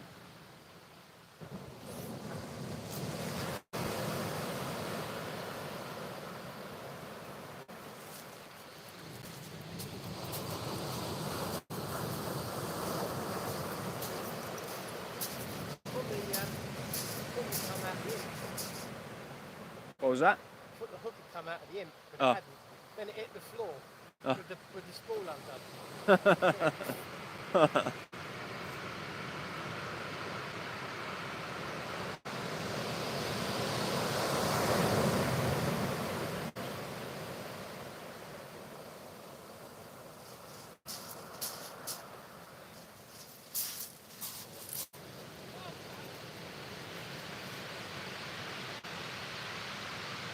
Came into their camp. The water came into their camp. Yeah. It's crazy, this swell. I've never seen it like it.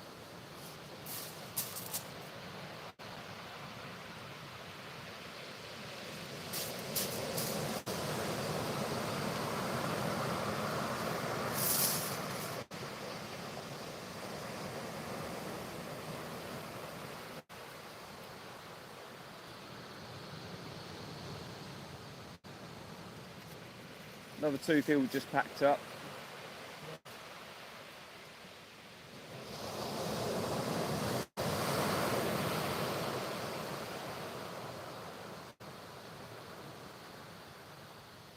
Right, cod then.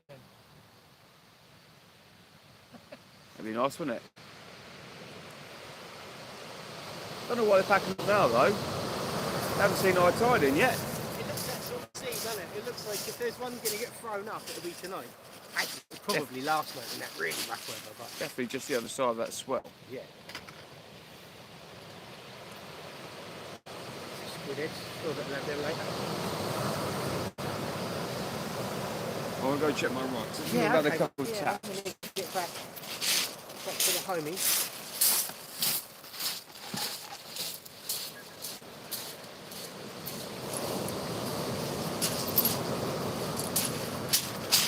Right. Massive thanks to Dangler for looking after you guys while I was otherwise engaged. Still tighten up on them rocks.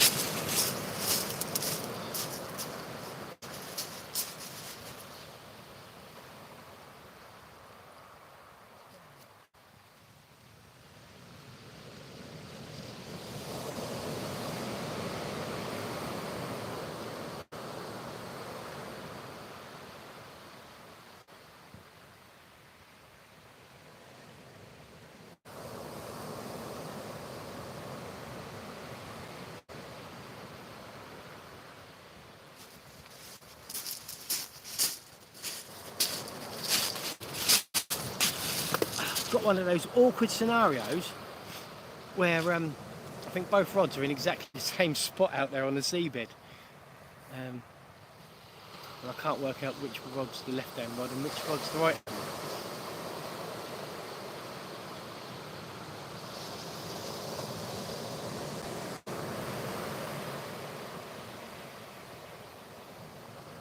But it's slow, yeah, we're just changing things up a little bit. And hopefully, a bit of a change to squid and lug will make a difference.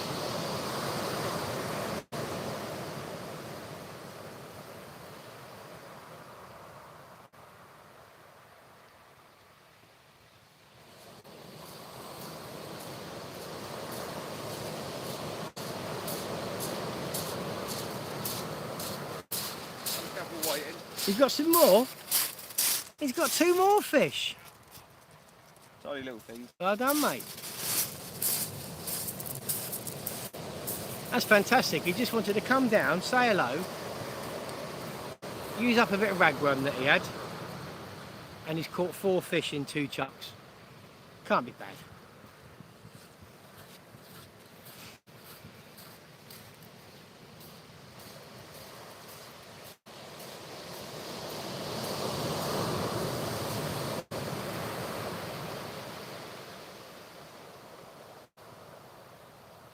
Down the whiting dangler, yeah, that's about right as well. Do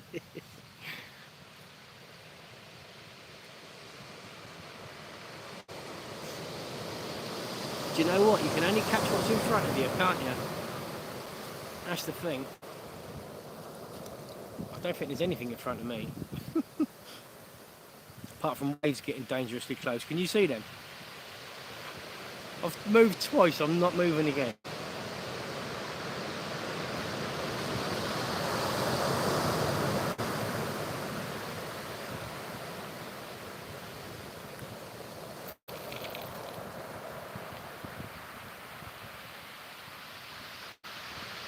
That is mental.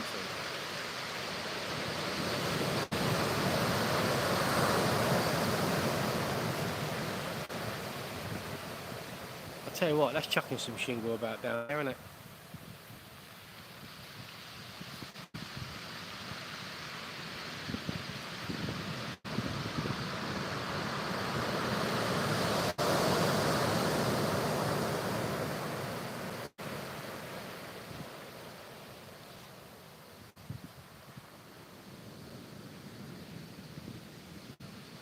Probably not a bad shout, actually, mate. He's chucked in 2 back now, but I think I'm going to tell him if he catches another one, I'll get it on.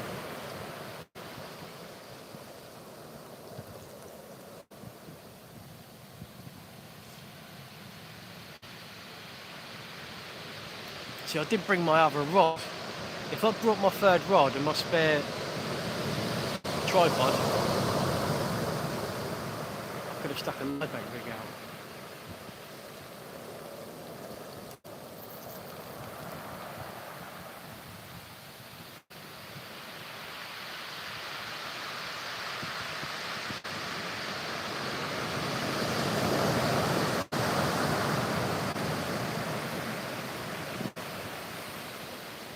Wow, that's getting proper crazy out there. Yeah, pair of Mag 4s on there, mate. Pair of the 14-foot 5-blade GTs and the Mag 4s. And I'm loving it. Absolute joy to use. And I'm going to look after them, and I'm going to clean them and protect them. I've got little neoprene cases for them. Yeah, do you know what? I looked around at what to get, and I like the look of them, and I know that looking at the reviews, they're a marked improvement of the Mag 3s. And I've had a little look at some of the reviews online, with people sort of getting them straight out of the box, putting line on them, and cast them for miles.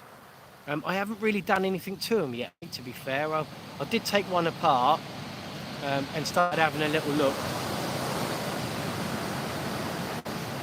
Reach the side plate screws, or your fingers will look like mine. Yeah. I bought some of the yellow rocket fuel oil, and I bought the grease one as well, so that I could do it. But I took them apart, and I got scared, and I put them back together again. Nick, lovely to see you, mate. You take care, all right? We'll speak to you next time.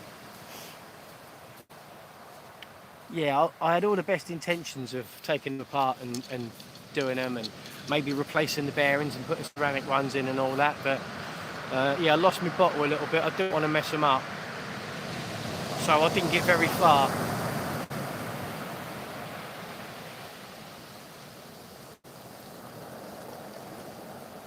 But I guess it depends what you want from a reel.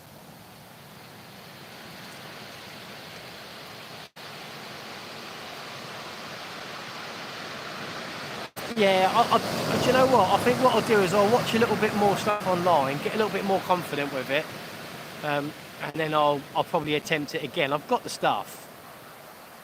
Do you think it's worth putting the ceramic bearings in as well? I think it definitely runs better with the ceramic bearings in. What I don't want to do is make them into unusable reels because they're too fast for me.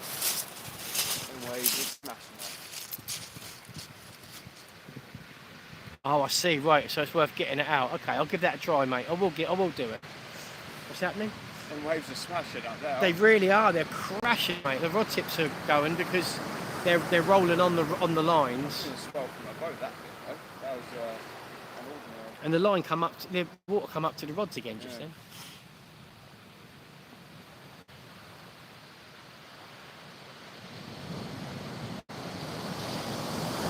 Okay, DJ, yeah, I will give that a go, mate. I will give that a go. I'll probably do it at the weekend when I'm not fishing. The kids are around and they're getting on with stuff, and I've got a bit of time to concentrate on it. Because I just want to make sure when I take it all apart, that I can put it all back together again where it's supposed to go.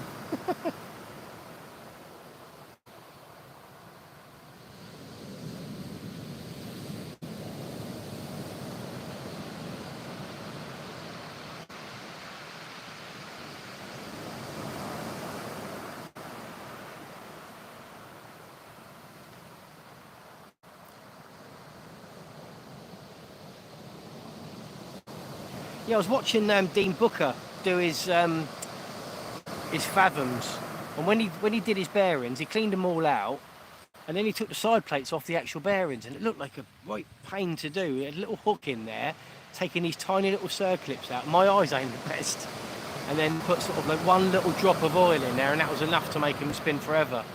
If you put too much oil in, he said that you can slow him down, so you've got to be careful with it. It looks all a bit delicate, so I just want to pluck up enough courage to do it. Or I might be a case of just finding someone who can do it and just paying someone to do it for me, sort of thing, you know. But I'll give it some thought.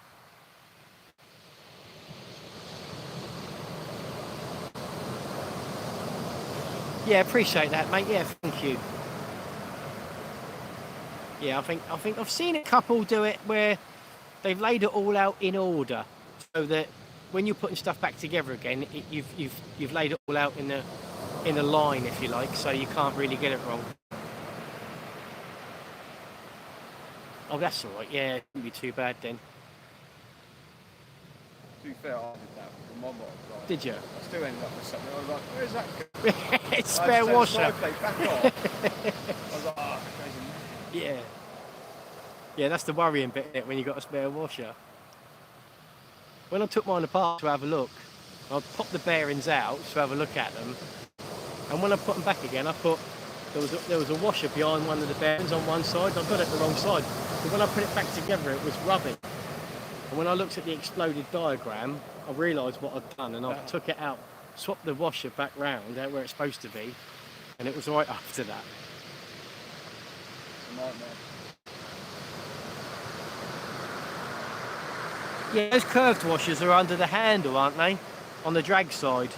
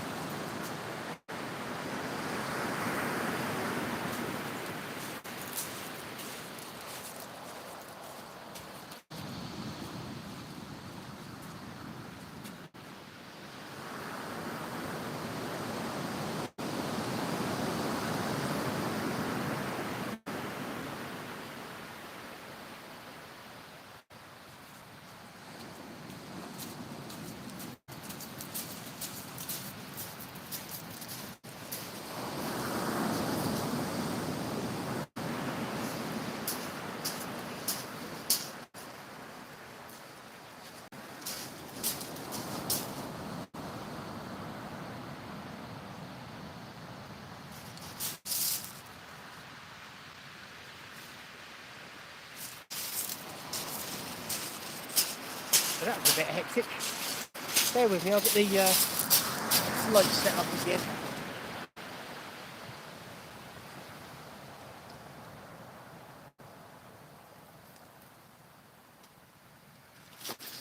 Right, that should be alright. Yeah, it's starting to pick up a bit of weed now. Just angle you a bit so you can see them rod tips.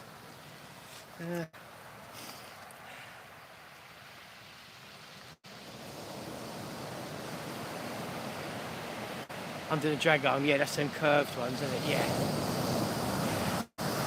Yeah, I don't know if you saw that, but I picked up some weed and it pulled the bloody rods over.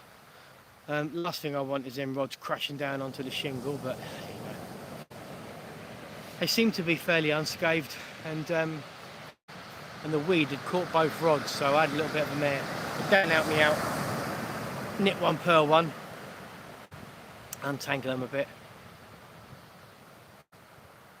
And that one with the lug and squid was perfect, so I'll just put that back out again. And the other one, I'm just going to redo. In fact, I've got a spare rig here, so I think I'll wake that one up.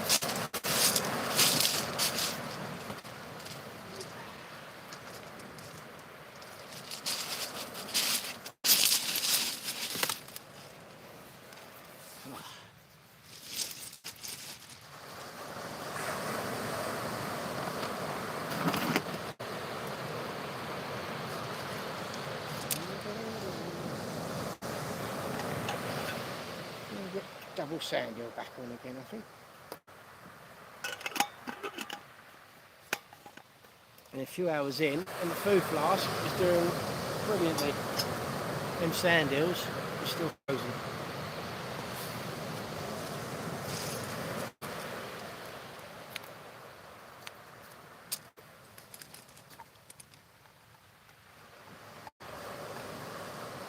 Things are so much easier when they're frozen.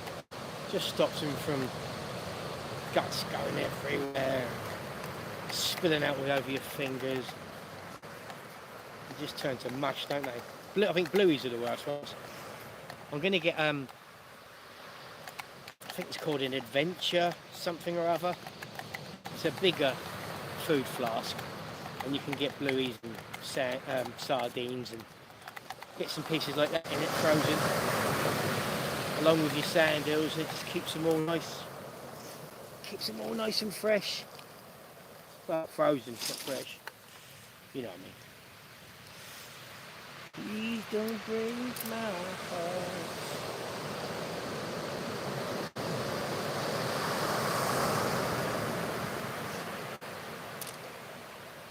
Right. Let's get this rig done up.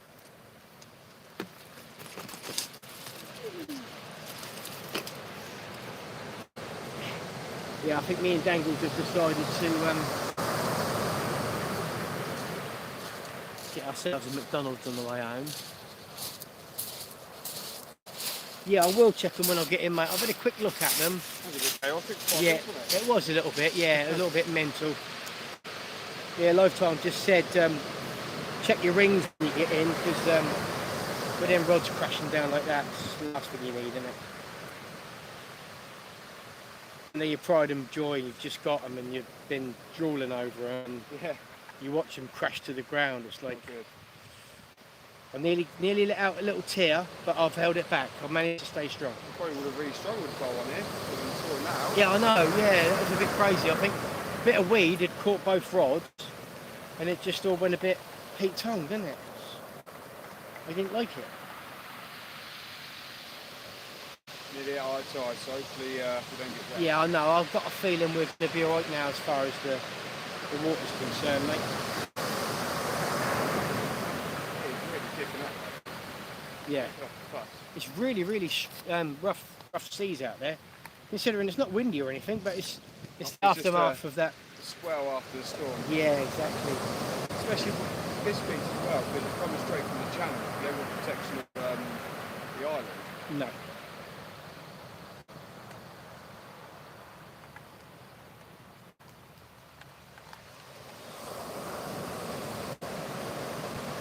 It should hold a few fish out there. Yeah, do you know what?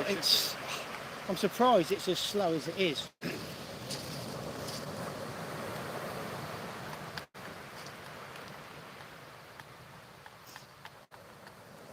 I'm pumping up a tyre again. Oh, it's gone all misty again. Let's turn it around and put it back. That seems to sort it out. I think I've got the rods a little bit too close to the camera again, but what I might do in a minute is get Dan to give me a hand just to move them back a bit if I lift the rod up. Move the tripod away from me, and then I can sort it out and give the guys a better view. It's perfect now. Yeah, cheers, buddy. Thank you. Sometimes it just goes out of focus if I've got both the rods off the stand. I don't know what it's looking at, and it gets confused. If I turn the camera on myself and then back round again, it manages to refocus. Yeah, that's what we're going to do, Big Dan. I'm just going to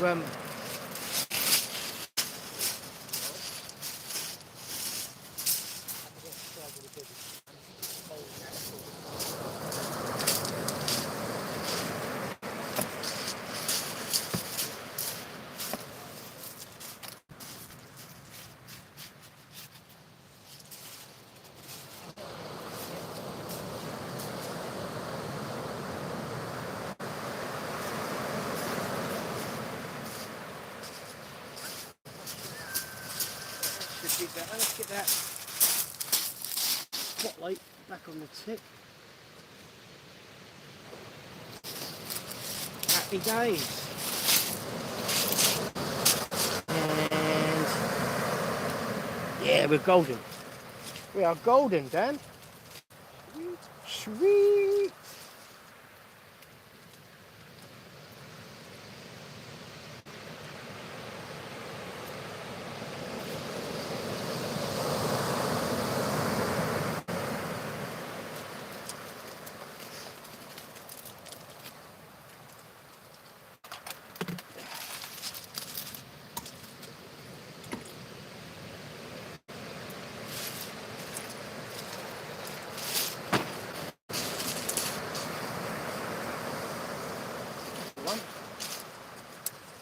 some more of these longer pulleys because I've just got a feeling there's more chance of them being on the deck when they're longer.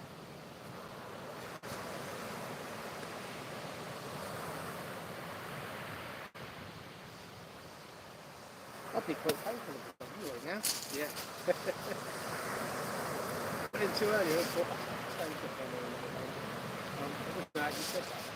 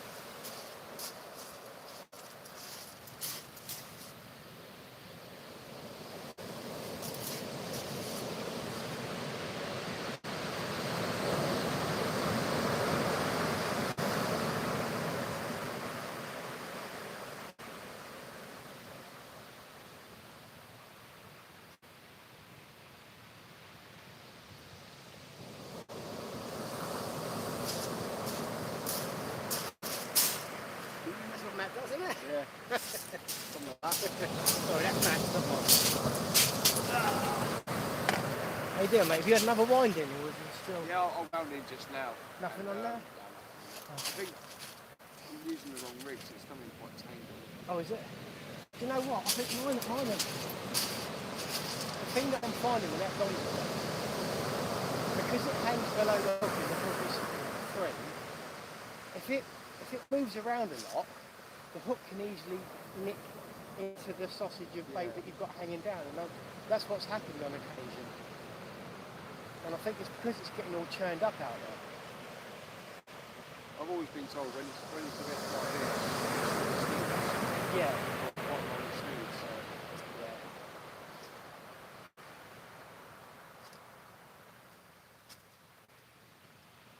nice to see some decent. Yeah. Big worm base out there now, so Yeah.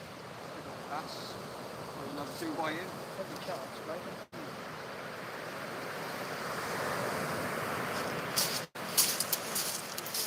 That right hand rod looks like it was right.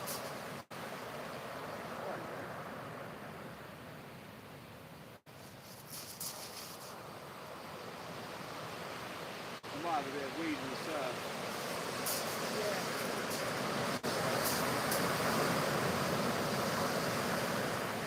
Yeah, I can see it. It's hanging on the line.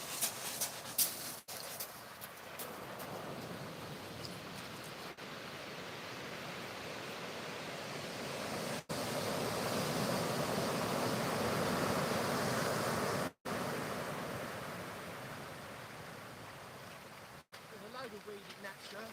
Yeah. Let's dig a try to get the hook up.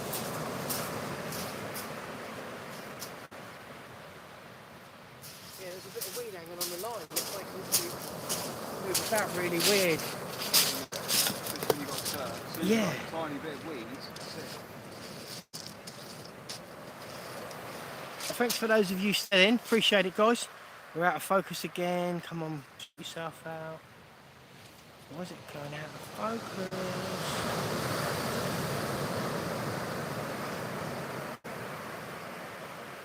There you go, she's back in focus. Yeah, just the rod tip was doing a really weirdness.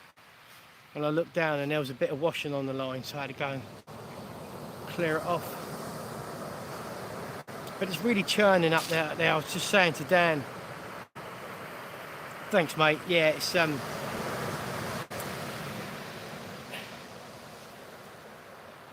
where it's getting all churned up out there. I don't think the dongle rig's that effective because because the hook's like a hair rig, because the hook is completely exposed and the bait, the sausage bait is hanging below it, if it's churning round and round and round, the hook is like nicking into the sausage halfway down and it's just rendering the rig useless. So we'll give these ones a go and then assess the situation, I think.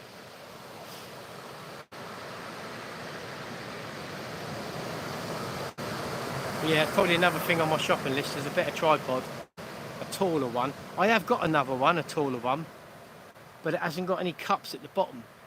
But it might just be cheaper for me to buy some cups to go on the bottom than to get in the rod rest. Just get yourself on the marketplace so you can get one of the gold ones. Yeah, that's what the other one is. It's in the car. It's a 6 foot one, but it's only got the hooks at the top. It hasn't got the cups at the bottom. You can easily buy a couple of cups. They only slide on, don't they? Or even take off that one. You've got the hook in the top, and the hook's just nicked in the top of the bait. Yeah, it is. I think where it's moving about so much out there, it's just finding its way into the.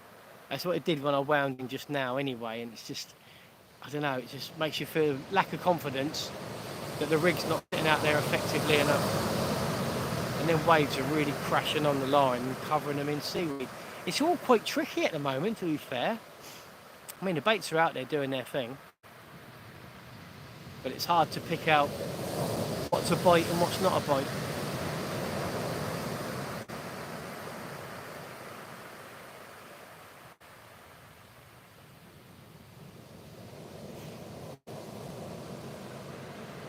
Having said that, one of them is the lug and squid bait on a normal pennel rig anyway.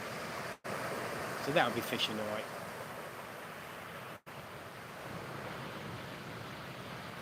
So the tide's not pulling, but it's just getting churned up out there, and that's why I can't keep bending the rod tips. And the lines just hitting the top of And then the lines down slack, hitting the top of the surf.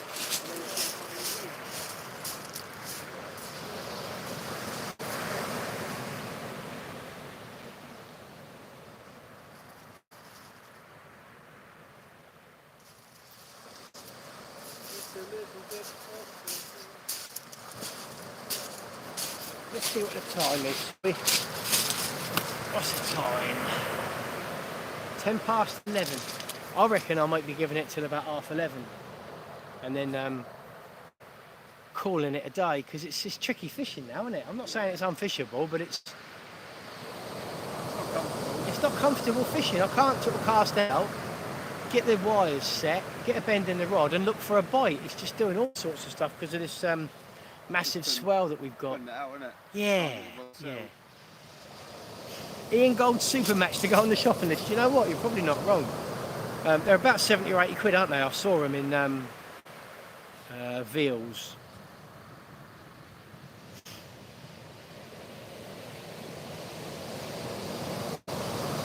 I think the one that I've got in the car is a 6 foot Ian Gold's. I think I just need to get the bottom cups for it. And I think that would be golden. Because that's a little 4 foot one, that one there. It's not very big. Yeah. It fell over when we was up still in West the other night, didn't it? Yeah. And it's fell over here, so I can't afford for it to be doing that. With Especially you've got expensive rods. no, exactly. I don't want them hitting the shingle.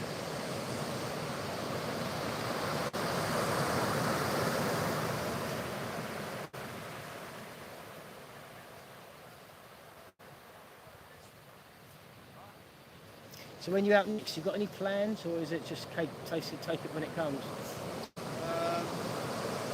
Probably be out next Monday daytime, summer. Yeah. Not sure where, you know.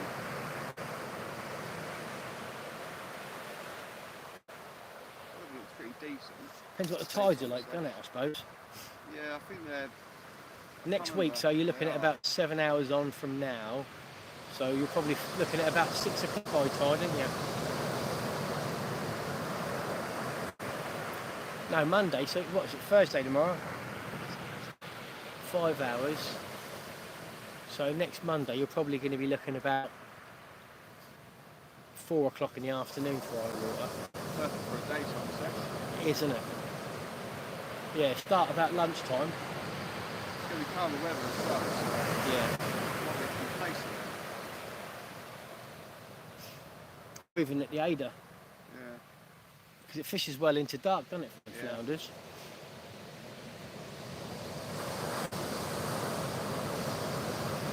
Don't really associate a place with night time after dark. You do get them, I know, but they don't get clear water in the sunlight, Yeah, don't they? definitely. I always thought that about flounders, but apparently it's not the case. No, flounders you'll get at night time.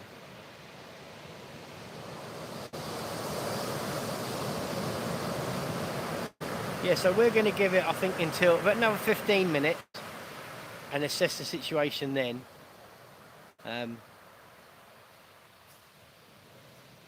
McDonald's is sounding pretty good. What they got on at the moment? Anything special? I think it might still be smoked out stack or something. Ooh, yeah. I think at least we're safe from the water. They've got the brake wrap guns actually, haven't they? Have they? On the 2nd of February. Oh, nice. That's a big one. Yeah. Look, smashing them lines. Bit weird with the line, you can see it.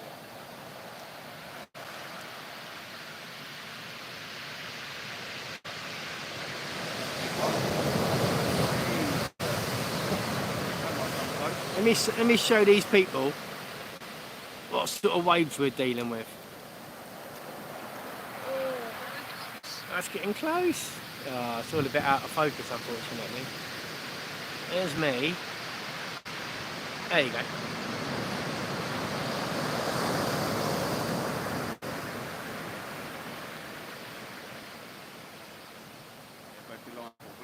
Yeah. I think I'm gonna wind him in, call it a day, mate. Yeah. It's getting unfishable now. What's happening now is the waves are crashing over my lines. They're getting covered in weed, and I just can't fish. Yeah. They're just going to be laying in all that surf, and it's not going to do us any favours. So guys, this is it. That's it. I'm going to call it a day. I'm going to call it. It's getting a bit unfishable now. The swell is massive. The lines are just draped along the beach, covered in weed, and it's not fun fishing at all.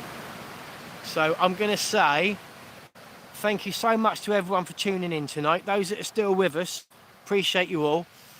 The live worked. We had to have a little bit of jiggery pokery with the lights. I'm going to get one of those lights that Dan's got, because that's working perfectly. The one that I've got is like a miniature version of it, and it's no good. But I'm going to get some kind of a spotlight beam for the rod tips as well, so you can see the rod tips well, and get it all ironed out before we do the next one. Hopefully this swell will sort itself out, and we can get out and get amongst some fish. But yeah, cheers Richard, thank you very much, mate. Cheers Paul.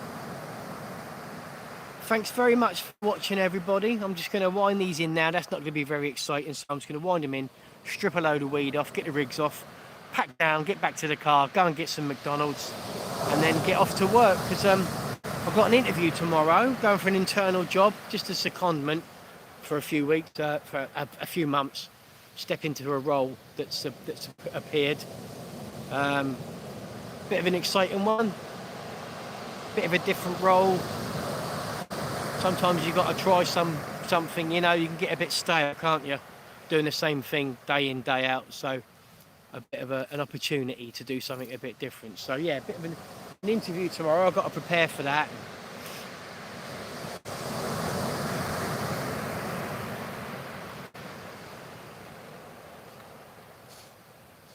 Yeah, cheers for watching, Scott. That's the end of the live now, mate. We're gonna call it there.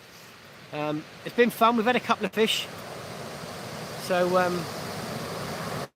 yeah, cheers, Richard. Thank you, mate.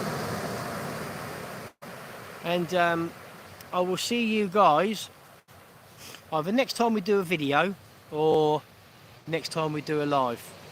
Thanks for watching, guys. Take care.